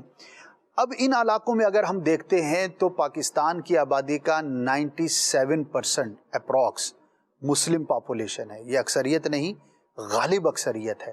اب ذرا آپ سوچیں کہ اتنا بڑا جو چینج آیا تو کہیں نہ کہیں تو اوپر کسی نہ کسی نے کسی ولی کے ہاتھ پر جو ہے وہ اسلام قبول کیا ہوگا، کسی عالم کی بارگاہ میں حاضری دی ہوگی. ابھی عدنان بھائی آپ بیان کر رہے تھے تو میں غور کر رہا تھا اس علاقے کو اللہ پاک نے کیسا ہرا بھرا رکھا ہے. ملتان شریف تو ویسے مدینہ الاولیاء ہے. تھوڑا سا آگے جائیں تو کوٹدو کے قریب جو ہے وہ پرہار شریف ہے. عبدالعزیز پرہاروی رحمۃ اللہ تعالی اہل علم کے اندر ان کا نام بہت مشہور ہے. اس علاقے والے تو جانتے ہیں، تو بہت بڑا نام ہے. یعنی کہ آج بھی وہ جگہ ایک قصبہ ہے. عدنان بھائی اگر آپ کی حاضری ہوئی، میری حاضری ہوئی ہے کئی بار، یعنی آج 2024 میں بھی وہ تحصیل بھی نہیں ہے. یعنی تحصیل بھی نیچے ایک قصبہ ہے، گاؤں ہے، جو بھی کہیں، اور بالکل سادہ سی جگہ ہے. وہ کوئی بہت ڈیولپ جگہ نہیں ہے، آس پاس کھیت ہیں. اس جگہ پر اتنے بڑے عالم دین کہ جن کی لکھی ہوئی عربی کی کتاب، جی ہاں اس علاقے میں ایسے عالم ہوئے کہ جن کی عربی زبان میں لکھی ہوئی کتاب آج بھی عرب کے علماء پڑھتے ہیں. اس علاقے کے نہیں، صرف اس علاقے کے نہیں بلکہ عرب کے علماء بھی. اور وہ جس فن پر ہے جو نبراز شریف ہے، وہ اس فن کی ایک بڑی ہی نمایاں کتاب مانی جاتی ہے. تھوڑا سا آگے چلے جائیں، کوٹ مٹھن شریف ہے، پھر جو ہے وہ توسا شریف ہے، پھر آگے جو آپ نے یہ کروڑ کا جو ہے وہ تذکرہ کیا، پھر آگے ہی چلے تو یہ بڑی زرخیز جو ہے وہ یہ سرزمین ہے. یہ اولیاء کرام کا فیضان ہے کہ الحمدللہ صدیوں سے پھر آج تک وہاں پر مسلمان ہیں اور نسل در نسل جو ہے وہ مسلمانوں کی آبادی ہوئی. تو انہوں نے محنت کی، انہوں نے کوشش کی، انہوں نے اس زمانے کے اندر جو علم دین کو پھیلایا، تو ان کے صدقے آج ہم مسلمان ہیں. جن کا تعلق خاص ان علاقوں سے ہے تو وہ یوں تصور کر سکتے کہ ہمارے آباء و اجداد میں پتہ نہیں کون کس عالم یا ولی کے بارگاہ میں جو ہے وہ حاضر ہوا ہوگا اور اسلام قبول کیا ہوگا تو ہم مسلمان ہیں. تو اب آنے والی نسلوں کے لیے میری اور آپ کی ذمہ داری ہے کہ ہم خود بھی علم حاصل کریں اور آگے بڑھائیں. اللہ پاک ہمیں ان کے فیوز و برکات کی برکتیں حاصل کرنے کی توفیق عطا فرمائے. جہاں یہ بہت بڑے عالم ہوا کرتے تھے، بہت تقوی اور پرہیزگاری ان کی پرسنل لائف کے اندر ہوتی تھی، وہیں پر یہ مخلوق خدا کے ساتھ ان کا تعلق بڑا شاندار ہوتا تھا. بلکہ اولیاء کرام کا تو ایسا فیضان ہے کہ زندگی میں تو ان کا کیا ہوگا، آج ان کے انتقال کے بعد بھی اگر ان کے مزار پر کوئی حاضر ہو جاتا ہے تو یہ تو اس کو بھی محروم نہیں کرتے. بھوکا ہے تو پیٹ بھر کر آتا ہے، غمزدہ جاتا ہے تو خوش ہو کر آتا ہے. اگر دل کے اندر کوئی مراد ہے تو اللہ پاک ان کے وسیلے سے مرادوں کو آج بھی پورا فرماتا ہے. لیکن جب یہ ظاہری حیات کے ساتھ متصف اس دنیا میں موجود تھے، تب بھی ان کے اندر جو لوگوں کی خدمت اور خلق خدا کے ساتھ تعلق تھا بڑا شاندار تھا. ابراہیم بھائی ان کی سخاوت کے بارے میں کچھ واقعات ملتے ہیں، میں چاہوں گا کہ ان کا اگر تذکرہ ہو. اسد بھائی، حضرت خواجہ غوث العالمین خواجہ بہاؤالدین زکریا ملتانی رحمۃ اللہ تعالی علیہ، آپ حسبی نسبی اعتبار سے بھی ایک بہت بڑی فضیلت رکھتے ہیں. ساتھ ہی آپ کے خاندان کو اللہ تبارک و تعالی نے مال و دولت سے بھی خوب نوازا تھا. سبحان اللہ. یعنی آپ کے جو آباء و اجداد ہیں وہ جدی پشتی عمراء میں سے تھے. اچھا. اور آپ کے جو والدین تھے انہوں نے ایک بہت اچھا خزانہ جو ہے وہ آپ کے لیے ورثے کے اندر چھوڑا تھا. واہ. اب کسی کے پاس دولت ہو وہ اسے جو ہے وہ دنیاوی مال و متاع کے طور پر لے اور اسے فضولیات کے اندر ضائع کرے تو یہ تو اس کی کم نصیبی ہے. لیکن حضرت غوث العالمین بہاؤالدین زکریا ملتانی رحمۃ اللہ تعالی علیہ نے اپنی اس دولت کو کس خوب طریقے سے اس کو استعمال کیا کہ آپ رحمۃ اللہ تعالی علیہ نے اپنے جو مریدین تھے اور متعلقین تھے ان کے لیے ایک مبلغین کی ایک ٹیم تیار کی. اور انہیں تجارت کا باقاعدہ جو ہے وہ سبق سکھایا جاتا تھا، تجارت باقاعدہ سکھائی جاتی تھی اور یہ مال دے کر انہیں مختلف علاقوں کے لیے روانہ کیا جاتا تھا. اچھا. اور خاص طور پر انہیں اس بات کی تاکید تھی کہ کم نفع پر بیچنا، اور ساتھ میں اتنا حسن سلوک سکھا دیا جاتا تھا کہ جو ان کے ساتھ تجارت کرتا تھا ان کی تجارت سے متاثر ہو کر وہ اسلام قبول کر لیا کرتا. واہ کیا بات. یعنی ان مبلغین کی تربیت کا انداز ہی ایسا تھا. آپ رحمۃ اللہ تعالی علیہ نے باقاعدہ اس کا ایک نظام بنایا تھا. اور آپ رحمۃ اللہ تعالی کی سخاوت اور دنیا سے بے رغبتی کا ایک واقعہ، پہلے میں دنیا کی بے رغبتی تھوڑی سی آپ کی بیان کروں گا اور پھر آپ کی سخاوت کا کچھ واقعہ انشاءاللہ شامل کرتے ہیں۔ آپ رحمۃ اللہ تعالی کی سیرت کے اندر ملتا ہے کہ دنیا سے بے رغبتی کا انداز اللہ والوں کا کیسا ہوتا ہے کہ ایک مرتبہ آپ نے خادم سے فرمایا کہ ایک صندوقچہ جو ہے وہ کمرے کے اندر رکھا ہے، اس میں 1000 سرخ دینار ہیں، اس زمانے کی کرنسی تھی 1000 سرخ دینار جو ہے، جی سونے کے سکے، سرخ دینار جو ہیں وہ جا کر آپ لے کر آئیں۔ تو وہ خادم کمرے کے اندر گیا لیکن اس کو جو ہے وہ ڈھونڈنے سے وہ ملے نہیں، تو حضرت کی بارگاہ میں حاضر ہوا اور عرض کرنے گا حضور کہ میں نے وہ صندوقچہ ڈھونڈا ہے لیکن مجھے ملا نہیں۔ تو حضرت نے فرمایا الحمدللہ، یعنی اس نے گم ہونے کی خبر دی اور حضرت فرما رہے ہیں الحمدللہ۔ تو وہ خادم جو ہے وہ دوبارہ اس نے اپنی تلاش جاری رکھی، کچھ دیر بعد پھر وہ جو ہے وہ صندوقچہ لے کر حاضر ہو، حضرت مل گیا ہے، تو حضرت نے پھر فرمایا الحمدللہ۔ تو جو حاضرین تھے وہ کہنے لگے حضرت گم ہونے پر بھی الحمدللہ اور ملنے پر بھی الحمدللہ۔ فرمایا کہ فقیروں کا یہی انداز ہوتا ہے کہ ان کے لیے دنیا کا مال و متاع، اس کا وجود اور عدم دونوں برابر ہوتے ہیں۔ اللہ، اگر مال ہے تو بھی ٹھیک ہے اور اگر مال چلا گیا تو بھی ٹھیک ہے، اللہ کا شکر ہے۔ تو یہ ہر حال میں اللہ تبارک و تعالی جل وعلا کا شکر، اور یہ اللہ تبارک و تعالی جل وعلا نے جنہیں دل کے اس غنا سے نوازا تھا، تو عام مخلوق تو کجا وقت کے جو حاکم تھے وہ بھی آپ کے در پر حاضر دیا کرتے تھے۔ سبحان اللہ۔ تاریخ ہمیں یہ بتاتی ہے کہ اس وقت کے جو والی ملتان تھے ناصر الدین قباچہ، تو اس زمانے کے اندر جو ہے وہ قحط پڑ گیا ملتان کے اندر۔ اچھا، تو اس نے آپ رحمۃ اللہ تعالی کی خدمت کے اندر قاصد بھیجا کہ ہمیں جو ہے اس وقت غلے کی مخلوق خدا کو بہت زیادہ ضرورت ہے، تو اگر آپ جو ہے وہ اپنے خزانے بے بہا سے کچھ عطا فرما دیں تو مخلوق کی جو ہے وہ ان کے لیے آسانی ہو جائے گی۔ تو آپ رحمۃ اللہ تعالی نے غلے کی کئی بوریاں جو ہے وہ اونٹوں پر لاد کر ان کی طرف جو ہے وہ روانہ کی۔ اب جب وہ غلے کی بوریاں کھولی گئیں تو صرف غلہ ہی نہیں بلکہ اس کے اندر جو ہے وہ کرنسی بھی موجود تھی، پیسے بھی موجود تھے، مال بھی موجود تھا۔ تو ناصر الدین قباچہ نے جو ہے وہ جو پیسے تھے وہ مال جو ہے وہ واپس بھجوایا کہ حضرت ہم نے تو غلط طلب کیا تھا، تو اس کے ساتھ جو ہے یہ مال بھی آ گیا ہے۔ تو حضرت نے فرمایا کہ جب یہ غلہ بھیجا جا رہا تھا تو اس کے اندر یہ مال میں نے ہی رکھوایا تھا، اس کا مجھے علم تھا، اچھا، اور یہ آپ کی جو ہے وہ مدد کے لیے ہی بھیجا ہے۔ سبحان، یعنی مخلوق خدا کا اس قدر خیال رکھنا کہ اگر مخلوق خدا کو ضرورت ہے تو اپنے خزانے کے منہ کھول دینا، اور نہ صرف غلہ بلکہ اس کے ساتھ غریبوں اور مسکینوں اور ضرورت مندوں کے لیے مال جو ہے وہ اپنی طرف سے خرچ کرنا، یہ اولیاء اللہ کا طریقہ رہا ہے۔ سبحان اللہ، ماشاءاللہ، بہت خوب۔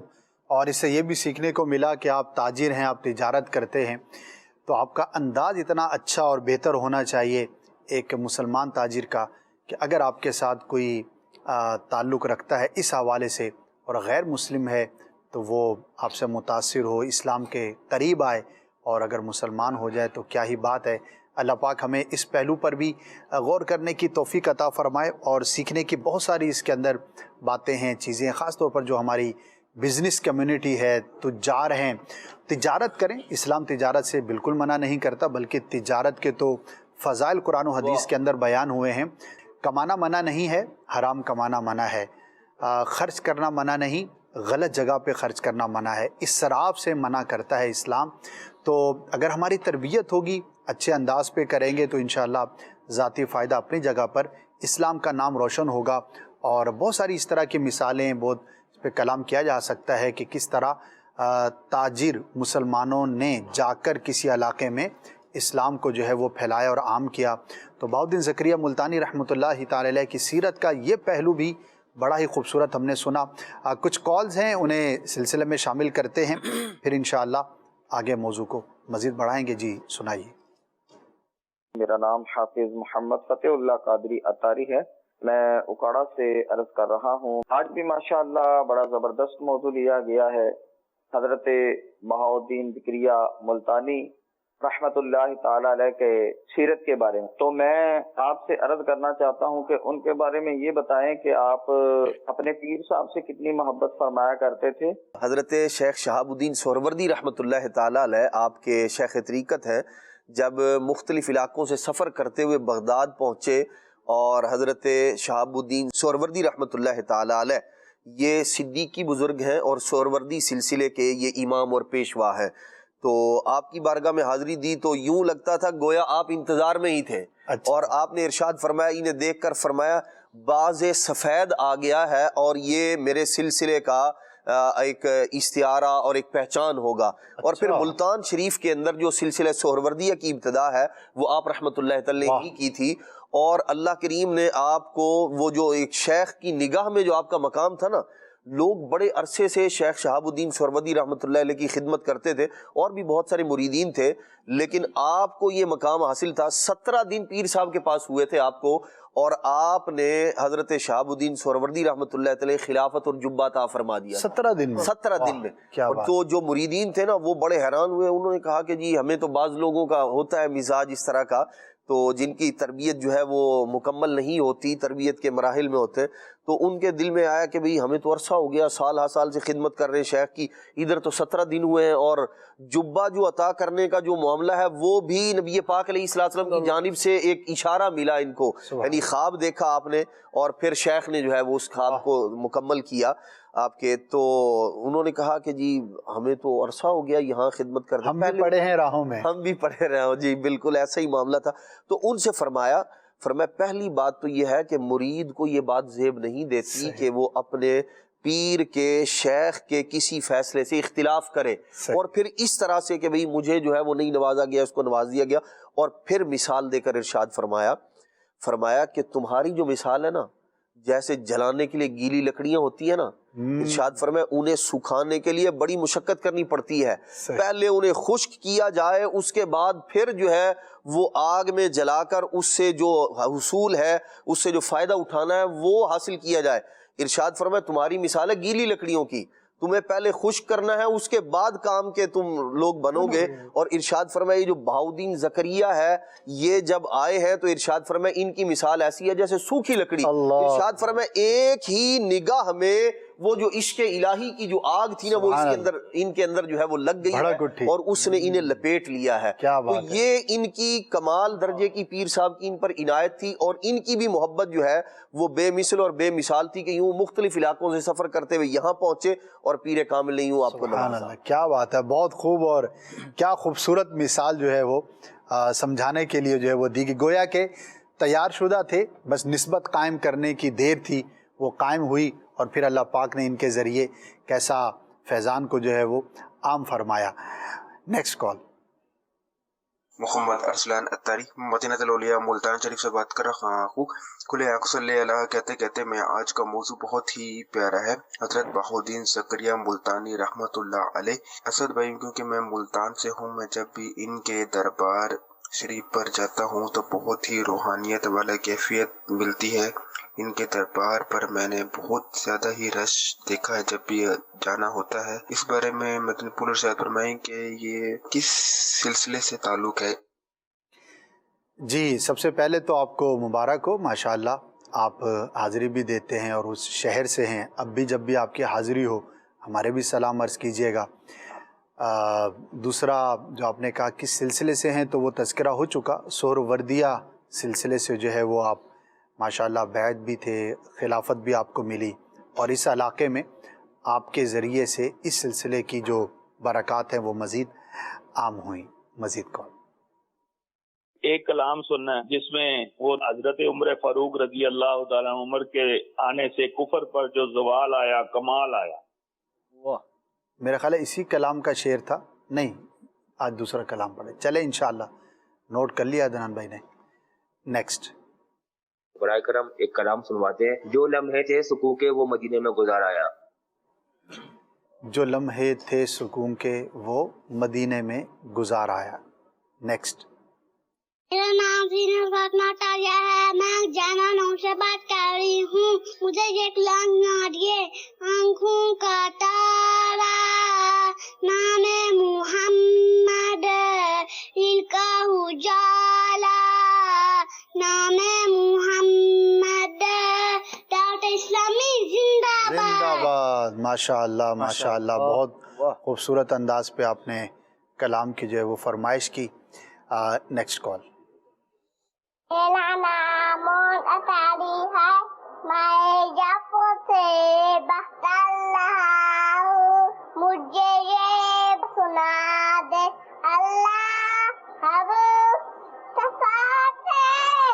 दमू मैं मत दे दे मदफन बाले हबाला हर ता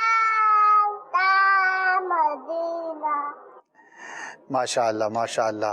हो सकता है ये मुन्ने थे या मुन्नी थी, इनको पता ही ना हो मैं क्या मांग रहा हूँ, लेकिन ये तरबियत और घर का जो हम बात कर रहे थे कि इतनी कम उम्री में भी लबों पर जो दुआएं हैं मदीने में मौत की तमन्ना है। क्या खूब है।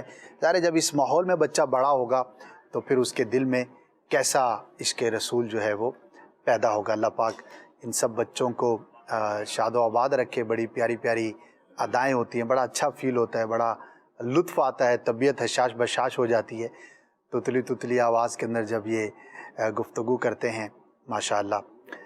इब्राहिम भाई कुछ मैसेजेस को भी शामिल करते हैं और फिर इंशाअल्लाह कुछ कलामों के जो फरमाइशें हैं उनको शामिल करते हैं। जी जी ये सभी मैसेजेस माशाअल्लाह काफ़ी हैं। एक मैसेज में आपको होस्ट की सीट पर मरहबा कहा गया है माशाअल्लाह, और काफ़ी सारी जो है वो फरमाइशें हैं। एक फरमाइश है या शफ़ी उमम लिल्लाह कर दो करम शाला वस्ता रवे तेरा सोना हरम। वाह। एक विहाड़ी से मैसेज है, नात खां इस्लाम भाई से अर्ज़ है कि गौस पाक की मनकबत सुना दें। इसी तरह आला हज़रत इमाम अहले सुन्नत की मनकबत अशफाक भाई की आवाज़ में जो रिकॉर्डेड है उसकी भी फरमाइश की गई है। एक फरमाइश है कि अशफाक भाई की आवाज़ में मदीने दियाँ पाक गलियाँ ये रिकॉर्डेड नात चलवा दें। एक फरमाइश है मेरे दाता का पाकिस्तान, ये वाला कलाम सुना दें। और तोबा कमालिया से एक मैसेज है कि ये कलाम सुना दें, मैं बंदा आसी हूँ ख़ताकार हूँ मौला। चीचा वतनी से एक मैसेज है कि आज का टॉपिक बहुत प्यारा है, असद भाई हमें ये कलाम सुनवा दें, उनका मंगता हूँ जो मंगता नहीं होने देते। अदनान भाई से गुजारिश है कि ये कलाम सुना दें, दहन मैला नहीं होता ग़ुलामान मोहम्मद का कफ़न मैला नहीं होता। शेर खानपुर से एक मैसेज है, कह रहे हैं कि पीर मेहर अली शाह साहब का कोई कलाम सुना दें। चलें जी माशाअल्लाह, बहुत सारे कलामों की जो है वो फरमाइशें भी सुनने को मिली।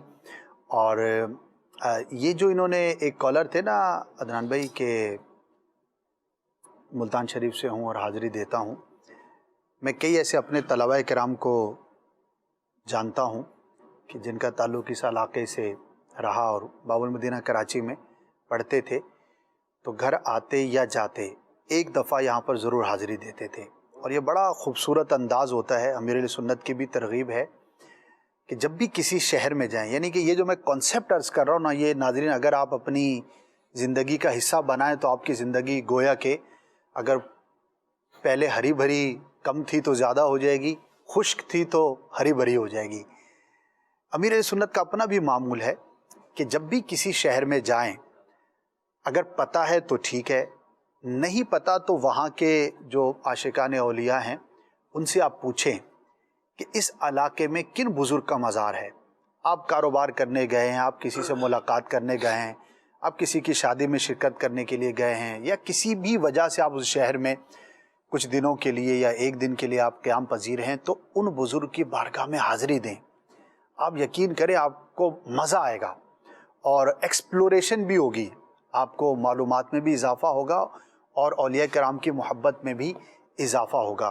तो अमीर सुन्नत की ये आदत करीमा है कि आज भी जहाँ तशरीफ़ ले जाते हैं तो वहाँ पर जो मशहूर औलिया कराम के मज़ारात होते हैं तो वहाँ पर हाज़िरी देते हैं। और कई अपने लोगों को हम जानते हैं माशाअल्लाह, अच्छे माहौल की बरकत है कि ऐसे अफराद को हम जानते हैं। आप भी जानते होंगे कि जो बाकायदा, जैसे हम कराची में रिहाइश है तो यहाँ से बाकायदा पंजाब का या केपी का, बलूचिस्तान का सफ़र इसलिए करते हैं कि फ़लाँ बुज़ुर्ग के मज़ार पर हाज़िरी देनी है।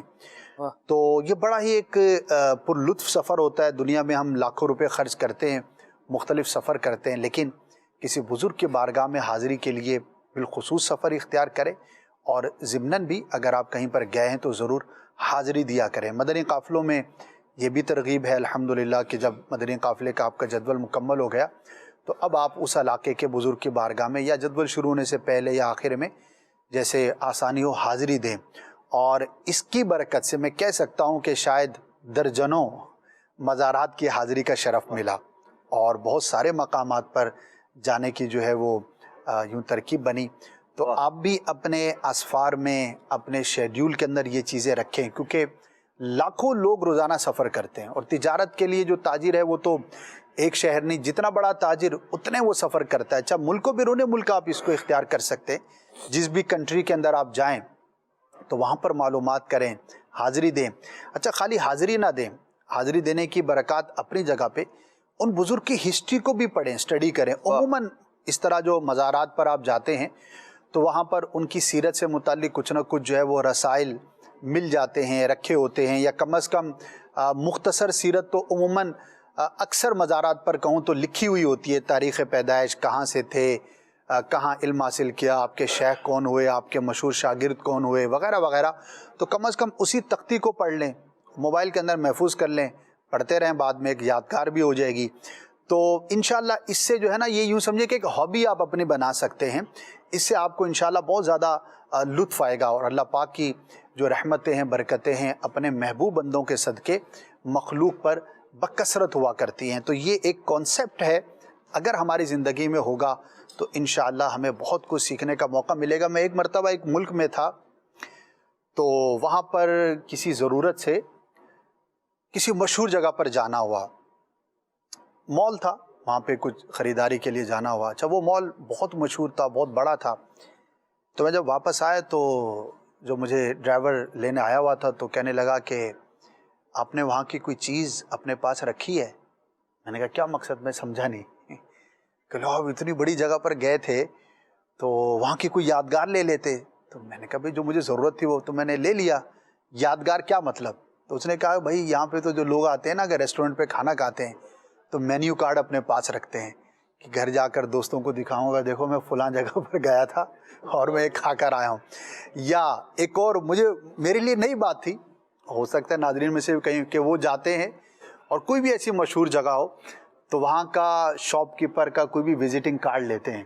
شاپ کیپر عموماً وزٹنگ کارڈ رکھتے ہیں، تو لوگ اس کی اپنی ڈائریاں بناتے ہیں کہ یہ میری یادگار ہے. اپنے بیٹوں کو، پوتوں کو جو ہے نا پھر بڑی عمر میں جا کر دکھاتے ہیں کہ دیکھو میں یہاں گیا تھا، یہ جگہ تھی، اس کا یہ کارڈ ہے، یا کوئی بھی یادگار ہے، کوئی بھی ایسا جو چیز ہو سکتی ہے. تو لوگوں کے شوق ہوتے ہیں.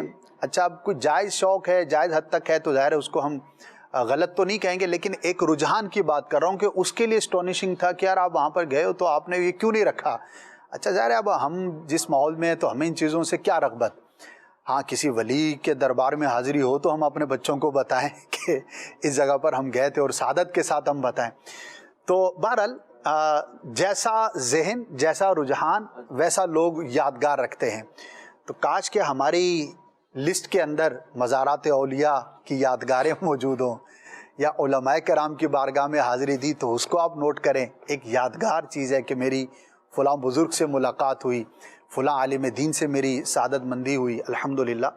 تو یہ چیزیں ہماری زندگی میں ہوں گی تو انشاءاللہ اس کی برکتیں ہمیں نصیب ہوں گی. حضرت کی زندگی کے اندر بھی یہ پہلو بڑا نمایاں ہے، مشائخ کی بارگاہ میں جانا اور ان سے ملاقات کرنا. کیونکہ آپ کے بہت قریبی دوست ہیں حضرت بابا فرید الدین گنج شکر رحمۃ اللہ تعالی علیہ. تو ان کا زمانہ ایک ہی تھا، ان کا زمانہ ایک ہے، اور ان کے بہت سارے اسفار جو ہے نا اکٹھے سفر کرتے تھے یہ. اچھا. اور یوں مطلب بڑے یادگار ان کے واقعات ہیں. وہ سفر بھی کیا ہوگا، علم دین کے، تبلیغ دین کے لیے ان کا سفر کرنا. ایک یعنی یہ پنجاب سے تعلق ہے ان کا، اور یہ عموماً یہاں سندھ کے اندر آیا کرتے تھے، اندرون سندھ.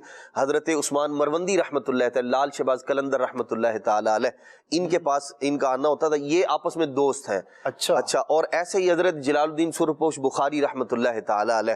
تو یہ چاروں بزرگوں کا زمانہ ایک ہے، اور یہ مل کر سفر کیا کرتے تھے، مختلف علاقوں کی طرف جاتے تھے. حضرت بابا فرید الدین گنج شکر رحمۃ اللہ تعالی فرماتے کہ میں نے 1380 کبار مشائخ سے ملاقات کا شرف پایا ہے. 1380. ارشاد فرماتے میرے تو 1380 ہیں، اور بہاؤدین زکریا ملتانی نے مجھ سے بڑھ کر مشائخ جو کبار مشائخ ہیں ان سے ملاقات کا شرف پایا ہے. تو یہ یاد بھی رکھتے تھے اور بتاتے بھی تھے آگے کہ بھئی میں نے اتنوں سے ملاقات کی ہے، اور یہ جو میرے دوست ہیں انہوں نے مجھ سے بڑھ کر جو ہے وہ لوگوں سے اتنے بڑے بڑے مشائخ سے ملاقات کی ہے. تو یہ واقعی ہمارے اسلاف کا طریقہ رہا ہے، یہ اپنے زمانے میں بزرگان دین کے پاس جایا کرتے تھے، اولیاء کے پاس، اور اب دنیا جو ہے وہ ان کی بارگاہوں میں حاضری. کیا بات ہے، بہت خوب، ماشاءاللہ. ان کے اسفار کا انشاءاللہ ڈیٹیل میں ذکر بھی کریں گے.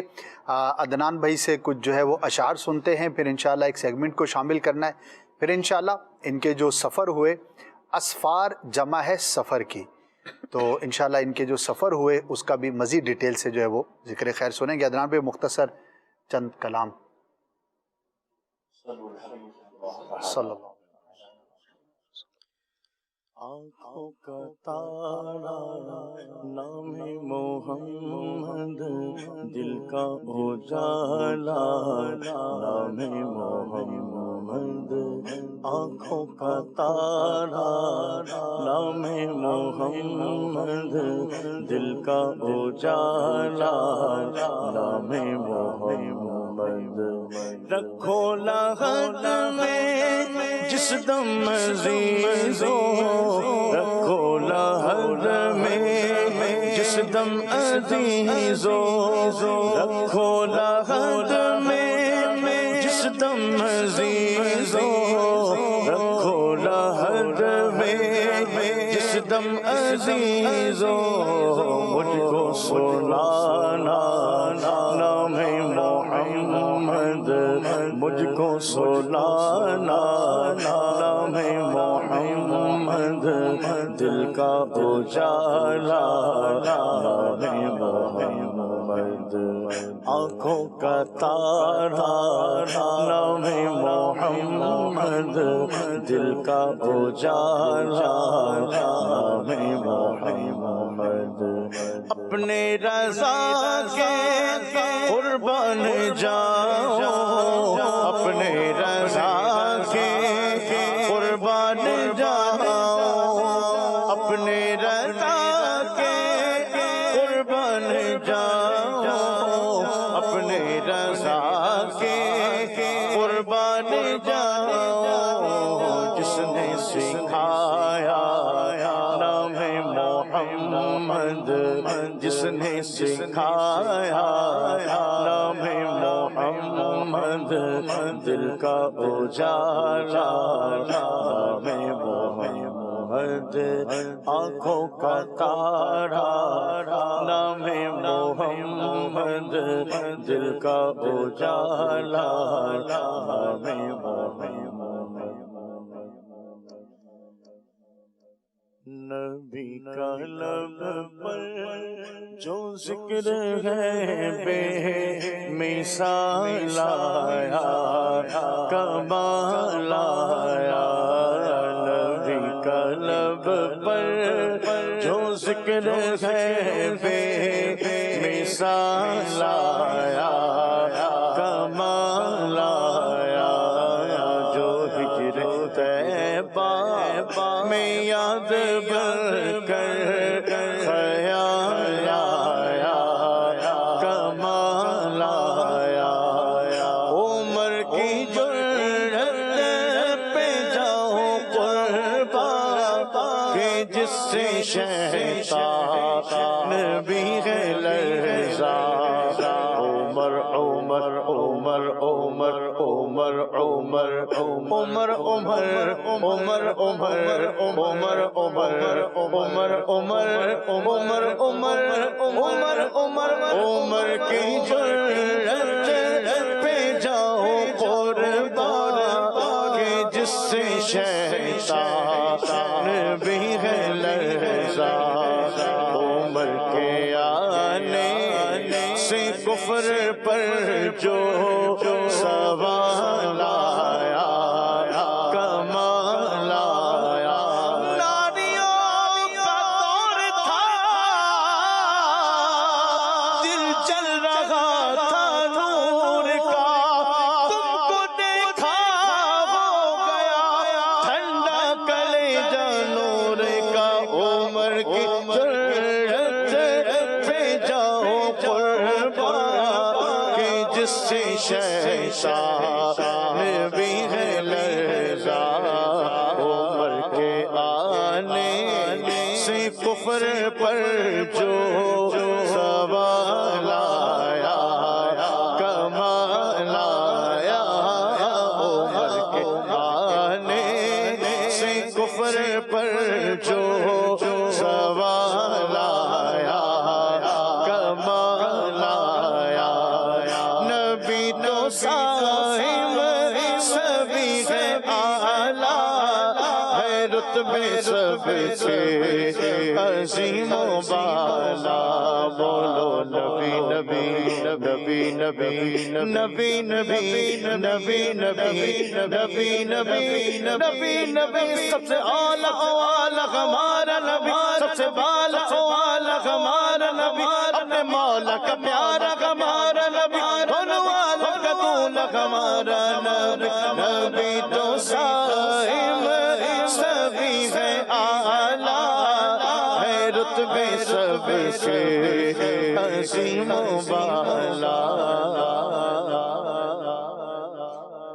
مگر جو آخر میں آمینہ کا غلام لایا کمال آیا مگر جو آخر میں آمینہ کا غلام لایا کمال آیا زمین میلی ہوتی زمن میلا نہیں ہوتا جب بھی میلی نہیں ہوتی دغل میلا نہیں ہوتا محمد کے غلاموں کا محمد کے غلاموں کا کفن میلا نہیں ہوتا ہوتا محمد کے غلاموں کا کفن میلا نہیں ہوتا اور جو نام مصطفیٰ چومے نہیں دکھتی کبھی آنکھیں پہن لے پیار جو ان کا پہن لے پیار جو ان کا بدن میلا نہیں ہوتا بولو محمد کے غلاموں کا کفن میلا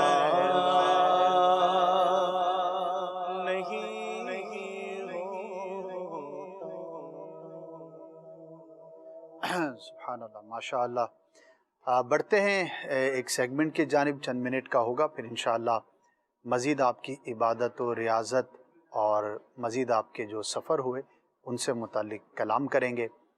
آئیے سیگمنٹ دیکھتے ہیں. عاشقان رسول سعادت یار خان، ان کے بیٹے اعظم خان صاحب شہزادہ کا تکیہ، محلہ معماران بریلی، وہاں رہا کرتے تھے. اعظم خان صاحب متبتل اللہ، یعنی اللہ تعالی جل جلالہ کی بارگاہ کی طرف متوجہ رہنے والی شخصیت، اپنے رب کی عبادت اور اپنے رب کی بندگی میں ہمہ تن مصروف رہنے والی شخصیت. اللہ تعالی جل جلالہ نے قرآن پاک میں فرمایا نا وَذْكُرِ اسْمَ رَبِّكَ وَتَبَتَّلْ إِلَيْهِ تَبْتِيلًا، اور اپنے رب کو یاد کرو اور سب سے ٹوٹ کر اسی کے ہو جاؤ. تو یہ وہ عظیم شخصیت جن کا اللہ تعالی جل جلالہ کی طرف رجوع کا انداز یہ مثالی انداز تھا. ساری دنیا سے کنارہ کشی اختیار کرتے ہوئے یہ اپنے رب کی بندگی میں مصروف عمل رہا کرتے.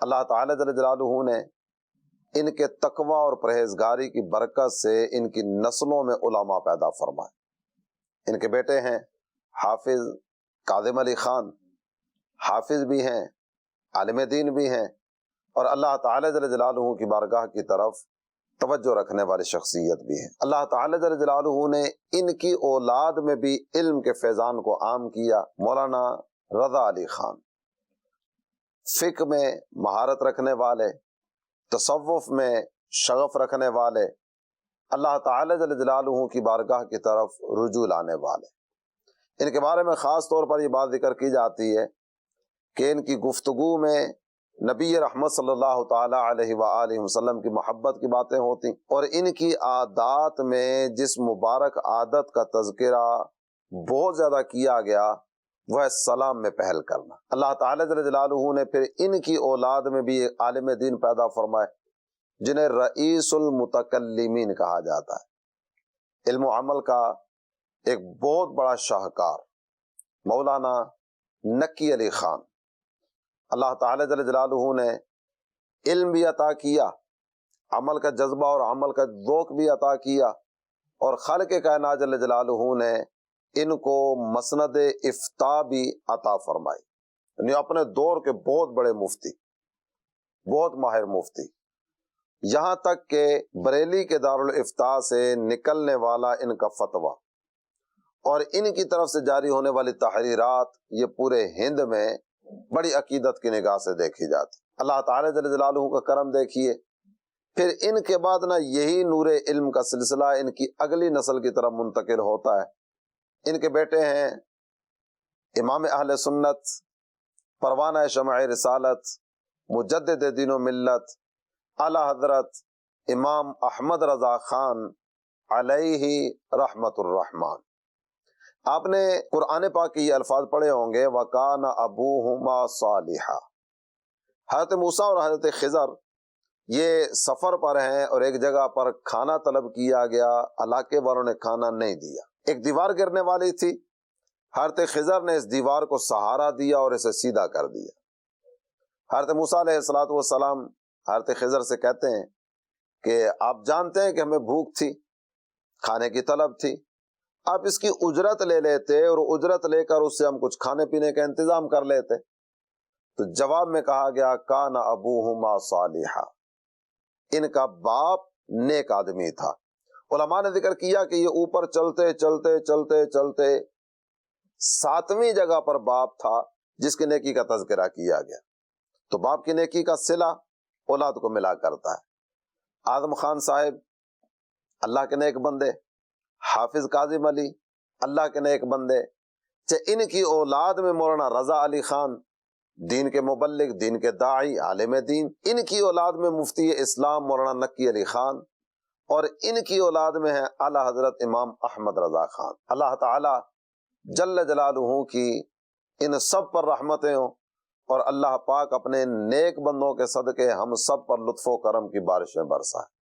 صلو علی الحبیب صلی اللہ تعالی علی محمد وعلی آلہ وصحبہ وبارک وسلم۔ جناب بڑھتے ہیں اب بہاؤالدین زکریا ملتانی رحمۃ اللہ تعالی علیہ کچھ مزید جو آپ نے سفر اختیار کیے ان کا ذکر خیر سنتے ہیں۔ جی حضرت بہاؤالدین زکریا ملتانی رحمۃ اللہ تعالی نہ صرف خود آپ نے تبلیغ دین کے لیے خوب سفر کیے مختلف علاقوں میں، بلکہ آپ کا جو ایک باقاعدہ نظام تھا جامعہ کا، اس کے اندر بھی یہ تھا پڑھ کر اور پھر جو طلبہ فارغ ہوتے تھے ان کے ذریعے بھی تبلیغ دین کو عام کرنا، لوگوں تک دین کا پیغام پہنچا، اور اس کا باقاعدہ منظم نظام تھا۔ اور وہ ایسا نظام تھا، یعنی آپ کو ایک فکر لاحق تھی کہ لوگوں تک اسلام پہنچے، لوگ مسلمان ہو، دین کی تعلیم عام ہو۔ جس علاقے میں کسی طالب علم کو بھیجنا ہوتا تھا نا، سب سے پہلی بات تو یہ ہوتی تھی کہ اس کو ایک تاجر کی حیثیت سے بھیجا جاتا تھا، سامان تجارت دے کر باقاعدہ اس کو خریداری کروا کے استاد صاحب کے ذریعے، اور پھر اس کو بھیجا جاتا تھا۔ اور پھر جس علاقے میں بھیجا جا رہا ہے اس زمانے میں یہاں آپ کے ہاں جامعہ میں اس بات کا انتظام تھا کہ مختلف علاقوں سے جو زبان دان افراد تھے، جو مختلف زبانوں میں مہارت رکھنے والے علماء تھے، انہیں بلایا جاتا تھا، وہ باقاعدہ مختلف زبانیں سکھاتے تھے طلباء کو، اور پھر جس علاقے میں جانا ہوتا تھا تو وہاں جو زبان بولی جاتی ہے اس طالب علم کو منتخب کیا جاتا جو اس زبان کو خوب جانتا تھا، پھر اس علاقے میں وہ جاتا، چونکہ یہ ایک انسانی فطرت ہے کہ آدمی جو ہے وہ اپنی زبان سے محبت رکھتا ہے اور ہم زبان لوگوں سے ایک لگاؤ ہوتا ہے، تو یوں آپ خود بھی جب مختلف علاقوں میں سفر کرتے تو جب جامعہ کا اتنا بڑا نظام تھا اور جو طلباء جا رہے ہیں، یہی وجہ ہے کہ یہ چین، سماٹرا اور اس طرح کے جو علاقے ہیں نا مختلف،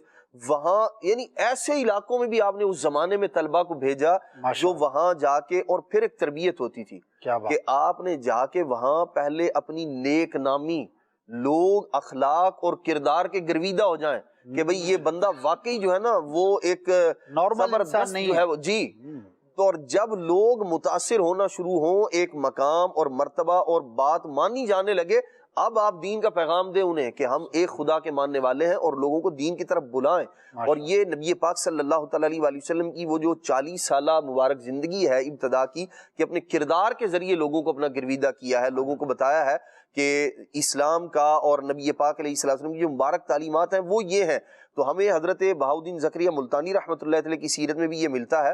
آپ خود جب بخارا کا آپ نے سفر کیا، اور جن دنوں یہ آپ کا زمانہ طالب علمی تھا، اچھا، تو اس وقت اخلاق اور کردار اس قدر ستھرا تھا کہ لوگ آپ کو اس زمانے میں زمانہ طالب علمی میں بہاؤالدین فرشتہ کے نام سے یاد کرتے ہیں، یہ بہاؤالدین وہ ہے جو فرشتہ صفت آدمی ہے، تو یوں آپ کا ایک لقب اس زمانے میں تھا۔ یہ بھی اسفار کے اندر، یعنی اپنے گھر والے، اپنے علاقے کے لوگ تعریف کریں، یہ بھی بہت بڑی بات ہے، لیکن کسی علاقے میں آپ جاتے ہیں وہاں کے لوگ یوں متاثر ہوں، اور پھر ان کا مقصد کیا ہوتا تھا؟ لوگوں کو دین سے جوڑنا، لوگوں کو اسلام کی تعلیمات سے روشناس کرانا۔ یہی وجہ ہے کہ جب ساتھ میں سفر ہے، جیسے کہ یاران طریقت ہیں ان کے ساتھ بھی جب سفر ہوتا تھا تو پھر لوگ جوک در جوک جہاں فسق و فجور سے توبہ کرتے تھے وہیں بے شمار غیر مسلمان ہو جایا کرتے تھے، تو ان کا انداز زندگی، یعنی انہوں نے اپنی زندگی کو یوں مصروف رکھا ہے کہ پوری کی پوری زندگی جو ہے نا وہ اسلام کا اس زمانے میں بہت بڑا نام تھا۔ یعنی ملتان شریف ویسے ہی علم کا، عمل کا اور علماء کا ایک گہوارہ رہا ہے، بلکہ خود جو آپ کا ایک ابتدائی سفر جب آپ یہاں آئے تھے تو اس وقت جو ہے وہ ایک بات بڑی مشہور ہے، یہاں علماء اور صلحاء بہت تھے کثرت سے، جب آپ یہاں آئے نا تو انہوں نے آپ کو، یہ جو اللہ والے ہوتے ہیں اور علم و فضل جن کی پہچان ہوتی ہے، تو ان کی گفتگو بھی بڑی استعارے اور کنایے کے اندر ہوتی ہے، جس سے کی جا رہی ہے وہ بھی سمجھ رہا ہوتا ہے اور جو کر رہا وہ بھی سمجھ رہا ہوتا ہے۔ تو آپ جب یہاں آئے نا کہ بھئی یہاں میں ادھر قیام کروں گا، تو انہوں نے نا آپ کو دودھ کا ایک بھرا ہوا پیالہ پیش کیا۔ اچھا، یہ اس بات کا آپ کو بتانا مقصود تھا کہ جناب جیسے یہ دودھ کا پیالہ بھرا ہوا ہے نا، ملتان شریف بھی علماء اور مشائخ سے بھرا ہوا ہے، تو اس لیے آپ کہیں اور رختے سفر باندھیے۔ تو آپ بھی ان کی بات کو سمجھ گئے بھئی کیا کہنا چاہتے ہیں، تو آپ نے جو ہے نا وہ ان سے وہ دودھ کا پیالہ لیا اور ایک جو ہے نا گلاب کا پھول اس کے اوپر رکھ کر اور انہیں واپس پیش کر دیا۔ اب یہ اس کے اندر جواب یہ تھا کہ جیسے یہ پیالہ بھرا ہوا تھا لیکن گلاب کے پھول کو اس میں سمانے کے لیے، جگہ بنانے کے لیے کوئی علیحدہ سے جگہ درکار نہیں ہوئی، تو آپ نے یوں ایک پیغام دیا کہ جیسے یہ پھول اس کے اندر سما گیا ہے نا، ہم بھی یوں ہی سما جائیں گے، جیسے پھول اپنی خوشبو سے لوگوں کو مستفیض کرتا ہے ایسے ہی آ ضرور جائیں گے، تکلیف نہیں ہوگی کسی کو، پیالہ چھلکا نہیں ہے، بلکہ جیسے لوگ اس پھول سے خوشبو لیں گے ایسے ہی ہمارا وجود بھی لوگوں کے لیے آسانیاں پیدا کرنے والا، اور ایسا ہوا، اور ایسے ہی ہوا۔ پھر آج بھی ملتان کو اگر دیکھیں تو آپ کا مزار شریف بطور پھول ہی وہاں پہ نظر آتا ہے، اور اس کی حیثیت اور ایک وجاہت ہے، ماشاءاللہ کیا بات ہے جی۔ اور عدنان بھائی کی بات سے یاد آیا، دیکھیں خوش مزاجی جو ہے یہ سب لوگ کرتے ہیں نا، ایک انسان کی فطرت ہے خوش مزاجی، اس کو پسند ہے۔ اچھا، جو فساق فجار ہوتے ہیں تو ان کا ہنسی مذاق کا انداز ویسا ہی ہوتا ہے، اٹھ پٹانگ ہوگا، گناہوں بھرا ہوگا، اس کے اندر حیا نہیں ملے گی، فحش جملے و فحش کلمات ہوں گے، تو ظاہر ہے کہ ان کے دماغ میں جو ہوگا تو زبان پر وہی آئے گا، اور اسی سے ان کو لطف اندوز ہونا ہے. لیکن جب اہل علم بیٹھتے ہیں نا اور ان کا جب کلام ہوتا ہے تو تفنن وہاں بھی ہوتا ہے, خوش مزاجی وہاں بھی ہوتی ہے, لیکن اس کا انداز جو ہے وہ بڑا نرالا ہوتا ہے. اب وہ بعض اوقات اگر ادب سے جن کا شغف ہے تو ادبی جملہ بولیں گے, کوئی ایسا لفظ بولیں گے, کبھی زو معنی ہوگا, کبھی ایک معنی والا ہوگا, کبھی معنی کا استعارہ ہوگا, کبھی کیا ہوگا. تو اب جو اس دنیا کے لوگ ہوں گے, اب ظاہر ہے کہ سارے ناظرین اس بات کو میری سمجھ پائیں یہ ضروری نہیں, تو جن کو صحبت میسر ہو وہ دیکھیں گے تو بڑا ایک شائستہ کلام ہوتا ہے, بڑا ایک خوبصورت کلام ہوتا ہے, بڑا ایک مزاح ہوتا ہے, لیکن اس کے اندر نہ کوئی غیر شرعی بات ہوتی ہے, نہ دل آزاری ہوتی ہے, نہ گالی ہوتی ہے, نہ بے حیائی ہوتی ہے, نہ فحش کلامی ہوتی ہے, بلکہ اپنے خوبصورت انداز پر وہ کلام کیا کرتے ہیں. تو اللہ پاک ہمیں ایسوں کی صحبت عطا فرمائے. یہ سب صحبت کی باتیں ہیں اور اپنائیت کی باتیں ہیں. اب ہو سکتا ہے ناظرین میں کوئی سوچے کہ یار ہم جب بیٹھتے ہیں تو ہمارا مذاق وہاں سے شروع ہوتا ہے اور وہاں ختم ہوتا ہے. تو جناب یہ خوبصورت الفاظ اور یہ بہترین جملے اور یہ محاورات کا استعمال اور خوبصورت استعارے یہ آپ کو تب ملیں گے جب ایسے لوگوں میں آپ کا اٹھنا بیٹھنا ہوگا, آپ کی صحبت ایسی ہوگی, اہل علم کے ساتھ آپ کا شغف ہوگا. مسئلہ یہ ہے کہ ہماری زندگی میں ایسے لوگ ہیں ہی نہیں. اچھا ہمارے علاقے میں ضرور ہوں گے لیکن ہماری زندگی میں نہیں ہے, کیونکہ ہم نے کبھی ڈھونڈا نہیں. ورنہ میں آپ کو بڑی گارنٹی سے کہہ سکتا ہوں کہ آپ کے اطراف میں اہل علم بھی موجود ہوں گے, نیک لوگ بھی موجود ہوں گے. ہر طرح کا شخص ہر علاقے میں کم و بیش موجود ہوتا ہے, کہیں زیادہ کہیں کم, لیکن بہرحال. لیکن سوال یہ ہے کہ آپ نے ڈھونڈا کب ہے, آپ نے کب تلاش کیا ہے. ڈھونڈیے, تلاش کیجئے. دعوت اسلامی کے ماحول میں بڑی آسانی سے مل جائیں گے. یہ ایک ایسی جگہ ہے کہ جہاں پر اچھے لوگوں کا ملنا بہت آسان ہے, کیونکہ ایک تحریک ہے, ایک تنظیم ہے, ایک ماحول ہے جس میں لوگ آتے ہیں اور اسی نیت سے آتے ہیں. فیضان مدینہ آپ چلے جائیں, مدنی قافلوں کے سفر اختیار کریں. اگر آپ بہت خوش قسمت ہیں اور آپ قسمت کے معراج پر ہیں تو جامع المدینہ میں چلے جائیں, تو وہاں کا ماحول دیکھیں. ہم نے الحمدللہ اس ماحول کو بڑا قریب سے دیکھا, بلکہ اس ماحول میں ایک وقت گزارا, تو ایسے ماحول کو ہم نے دیکھا. تو جہاں پر علم کی باتیں ہوں, قرآن و حدیث کی باتیں ہوں, تو ان کے مکالمے بھی ایسا ہو. اب طلباء جو ہوتے ہیں, دینی طلباء, ان کا آپس میں جب بھی کوئی مقابلہ ہوتا ہے, مکالمہ ہوتا ہے, تو وہ یہ تھوڑی ہوتا ہے کہ فلاں فلم کی سٹوری سناؤ ہیں, یا معاذ اللہ فلاں جو کلام ہے اس پر گفتگو ہوگی.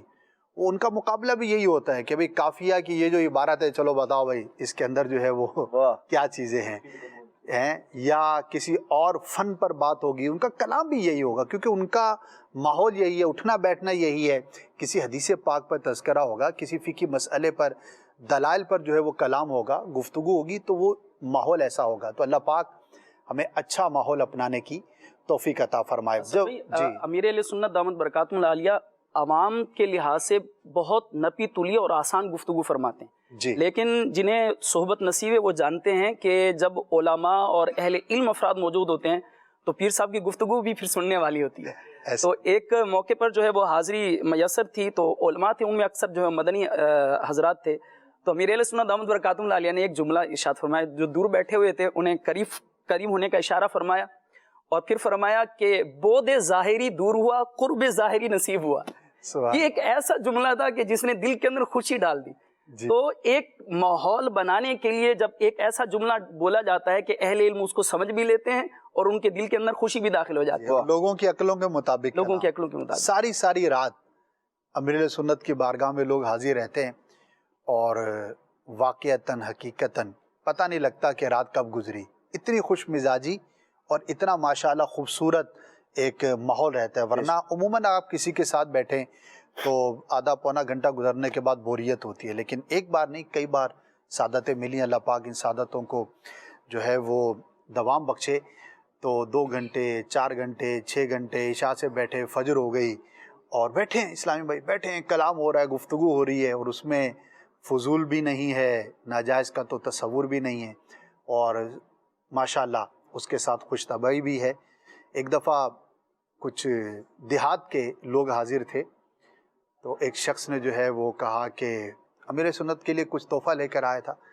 کہنے لگا کہ حضور میں اتنی دور سے تشریف لایا ہوں آپ کو یہ تحفہ عطا کرنے کے لیے. اچھا, اب وہ دیہاتی شخص تھا, اللہ اکبر۔ تو اب وہ اس نے یہ الفاظ تو سنے ہوں گے، خوبصورت الفاظ، اب وہ پیر صاحب کی بارگاہ میں حاضر ہو رہا ہے، تو اب اس نے بیچارہ پتہ نہیں شاید پہلی دفعہ حاضری ہوگی، وہ چلا ہوگا تو سوچا ہوگا کہ میں یہ پیش کروں گا، عطر تھا یا پتہ نہیں تسبیح تھی، میں بھول رہا ہوں، لیکن کوئی چیز تھی۔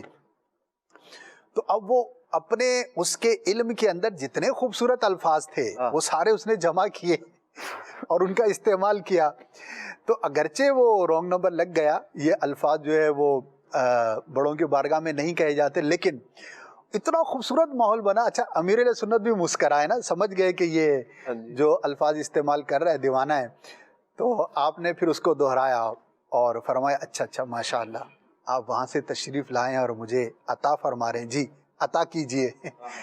تو اب جو دیگر افراد تھے وہ سمجھ رہے تھے کہ یہ کیا مسٹیک ہو رہی ہے۔ بہرحال بڑی مسکراہٹوں کا تبادلہ ہوا وہاں پر اور کافی دیر تک جو ہے وہ خوش مزاجی رہی۔ تو بہرحال اچھے ماحول میں اچھا کلام، اچھی گفتگو اور خوبصورت باتیں ہوتی ہیں۔ اللہ پاک ہمیں اچھے ماحول کی برکتیں حاصل کرنے کی توفیق عطا فرمائے۔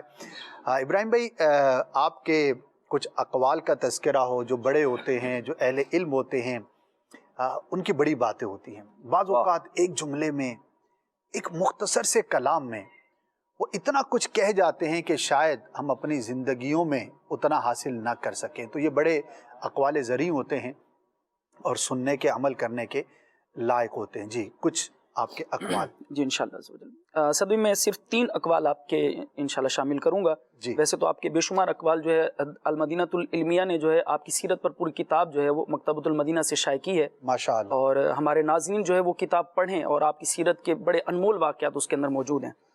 تو 3 اقوال انشاءاللہ میں پیش کروں گا۔ آپ رحمۃ اللہ تعالی علیہ اپنے مریدین کو جو ہے وہ رزق حلال پر خاص طور پر تنبیہ فرمایا کرتے تھے کہ ہر حال میں رزق حلال ہی کھانا ہے اور اپنے بچوں کو کھلانا ہے۔ آپ رحمۃ اللہ تعالی فرمایا کرتے تھے کہ حرام کام بدکاری سے ہی نہیں بلکہ حرام مال کی وجہ سے بھی پیدا ہوتے ہیں۔ استغفر اللہ۔ تو اس وجہ سے آپ رحمۃ اللہ تعالی علیہ نے اس بات پر خصوصی طور پر اپنے مریدین کو، متعلقین کو تنبیہ فرمائی تھی کہ حرام مال سے ہر صورت میں بچنا ہے۔ اللہ تبارک و تعالی ہمیں بھی اس پر عمل کی توفیق عطا فرمائے اور حرام مال سے میں بچنے کی توفیق عطا فرمائے۔ ایک اور آپ کا قول مبارک جو میرے سامنے ہے، فرماتے ہیں کہ مجھے جو کچھ بھی حاصل ہوا ہے وہ نماز سے حاصل ہوا ہے۔ اللہ اللہ، کیا بات ہے، کتنا بڑا آپ کا، یعنی اتنے بڑے مرتبے کے ولی ہیں۔ سبحان اللہ۔ فرماتے ہیں مجھے جو کچھ بھی حاصل ہوا ہے وہ نماز سے حاصل ہوا ہے۔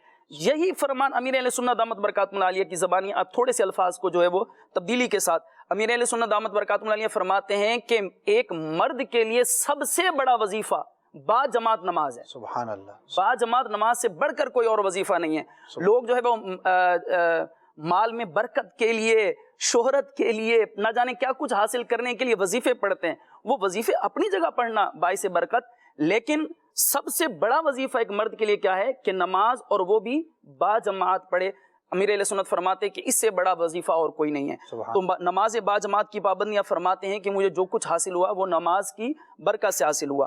ایک آپ کا فرمان ہے، فرماتے ہیں کہ کم کھانے میں جسم کی سلامتی ہے، کم کھانے میں جسم کی سلامتی ہے، گناہ چھوڑنے میں روح کی سلامتی ہے، اور نبی پاک صلی اللہ تعالی علیہ وسلم پر درود پاک پڑھنے میں ایمان کی سلامتی ہے۔ سبحان اللہ، سبحان اللہ۔ کتنا خوبصورت فرمان ہے کیا بات، کہ کم کھانے میں جسم کی سلامتی، گناہ چھوڑنے میں روح کی سلامتی، اور درود پاک کی کثرت کرنے میں ایمان کی سلامتی ہے۔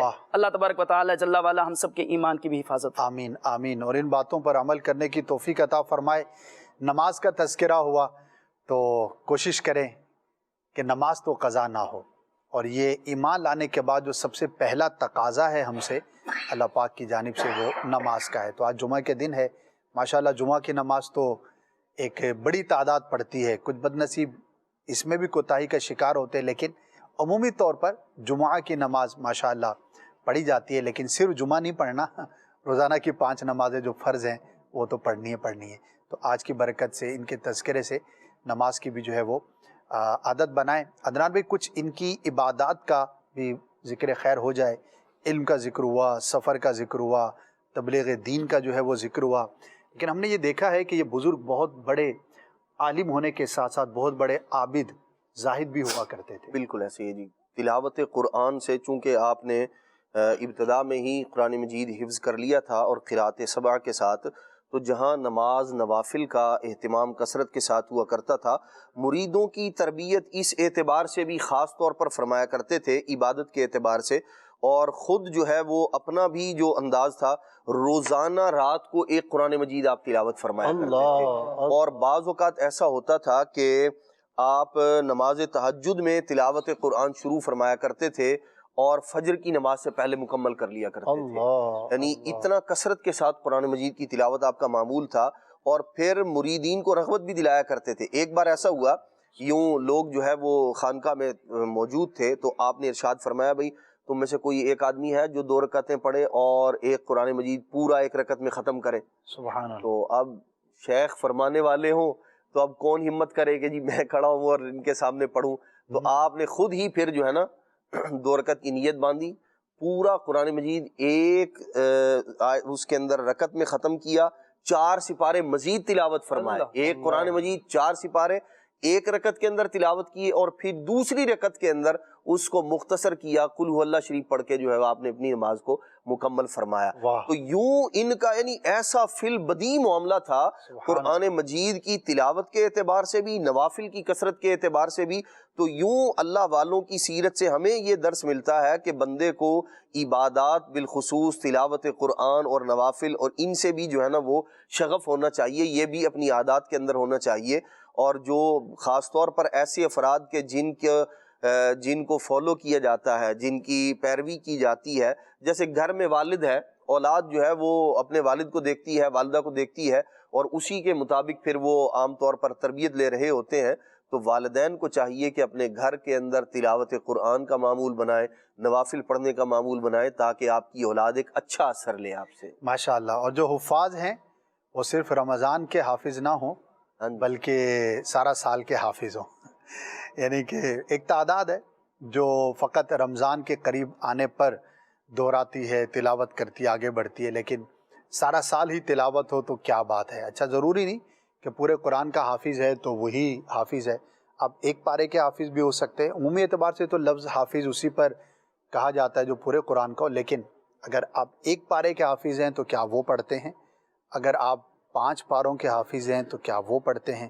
اگر آپ چند سورتوں کے حافظ ہیں تو کیا آپ وہ پڑھتے ہیں یا نہیں پڑھتے؟ تو ان کا تو معاملہ یہ تھا کہ میرے اور آپ کے لیے عبادت یوں ہو سکتی ہے کہ ہمارا دل نہ لگے اور ہم بتکلف پڑھیں، ہم بتکلف کر لیں، وہ بھی ہمارے لیے سعادت ہے، لیکن یہ اس مقام پر پہنچ جاتے ہیں کہ پھر یہ لطف اندوز ہوتے ہیں، یعنی کہ آپ کو اور مجھے جس چیز میں لطف آتا ہے، ہر ایک کی اپنی کیفیت ہوتی ہے، کوئی کسی کام میں اس کو مزہ آتا ہے، کسی کو کسی مصروفیت میں مزہ آتا ہے۔ یہ وہ تھے کہ انہوں نے اپنے نفس کو ایسا مغلوب کیا ہوا تھا اور اپنی روح کو ایسا جلا بخش دی تھی کہ ان کو عبادات لطف دیتی تھی، مزہ آتا تھا ان کو، یعنی قرآن پڑھ رہے ہیں تو اس سے لطف اندوز ہو رہے ہیں، نماز پڑھ رہے ہیں تو اس کے اندر مزہ آ رہا ہے، اگر ذکر و اذکار کر رہے ہیں تو وہ دل سے کر رہے ہیں، روح ان کی جو ہے اس سے خوش ہو رہی ہے اور تازگی جو ہے ان کے مزاج پر جو ہے وہ طاری ہو رہی ہے۔ تو کاش کہ ہماری بھی رغبت اور ایسی ہماری انسیت ہو جائے عبادات کے ساتھ کہ برضا اور رغبت ہم پڑھیں، اس کو بوجھ سمجھ کر یا ڈیوٹی سمجھ کے یار پھر ٹائم ہو گیا یار پھر نماز پڑھنی ہے، ایک تو یہ انداز ہے، یہ سوچ کے بھی جو پڑھ لے تو چلو اس نے فرض تو ادا کیا، لیکن مزہ تو یہ ہے نا، اس طرح نیک لوگوں کا معمول ہے کہ ایک نماز پڑھ لی تو اب اگلے کا انتظار ہے کہ اگلی نماز کا وقت کب آئے گا، کب منادی ندا دے گا، اذان ہوگی، اور میں فوراً اپنے کام کو چھوڑ کر پھر مسجد جاؤں گا، پھر اگلی نماز پڑھوں گا، پھر درود پاک پڑھوں گا۔ تو اللہ کرے کہ ہمیں ان اولیاء کا صدقہ نصیب ہو جائے۔ لیکن امام غزالی نے یہ لکھا ہے ایک جگہ نہیں کئی جگہ پر کہ اگر برضا و رغبت یعنی کہ دلچسپی کے ساتھ اگر آپ عبادات کی طرف راغب نہیں بھی ہیں تب بھی چھوڑنا نہیں چاہیے۔ شیطان کہے گا کہ یار چھوڑو یار، مزہ تو آ نہیں رہا یار، کیا کریں، نہیں، اب بتکلف کرتے رہیں اس امید پر کہ رب عز و جل کی رحمت شامل حال رہی تو کبھی ہمیں بھی ان عبادات کا لطف جو ہے وہ محسوس ہونا شروع ہو جائے گا۔ سلسلے کا وقت جو ہے وہ اختتام کو پہنچا۔ آپ کی سیرت کے کئی پہلو ایسے ہیں کہ جو تشنا رہ گئے، چلیے کبھی پھر انشاءاللہ ذکر خیر ہوا تو موقع ہوا تو انشاءاللہ ذکر کریں گے۔ اب صلاۃ و سلام پڑھتے ہیں اور اپنے سلسلے کو اختتام کی طرف لے جاتے ہیں۔ یا نبی سلام علیکہ، یا رسول سلام علیکہ، یا حبیب سلام علیکہ، صلوات اللہ علیکہ، صلوات اللہ علیکہ، طلع البدر علينا من ثنيات الوداع وجب شكر علينا ما دعا لله داعي يا نبي سلام عليك يا رسول سلام عليك يا حبيب سلام عليك صلوات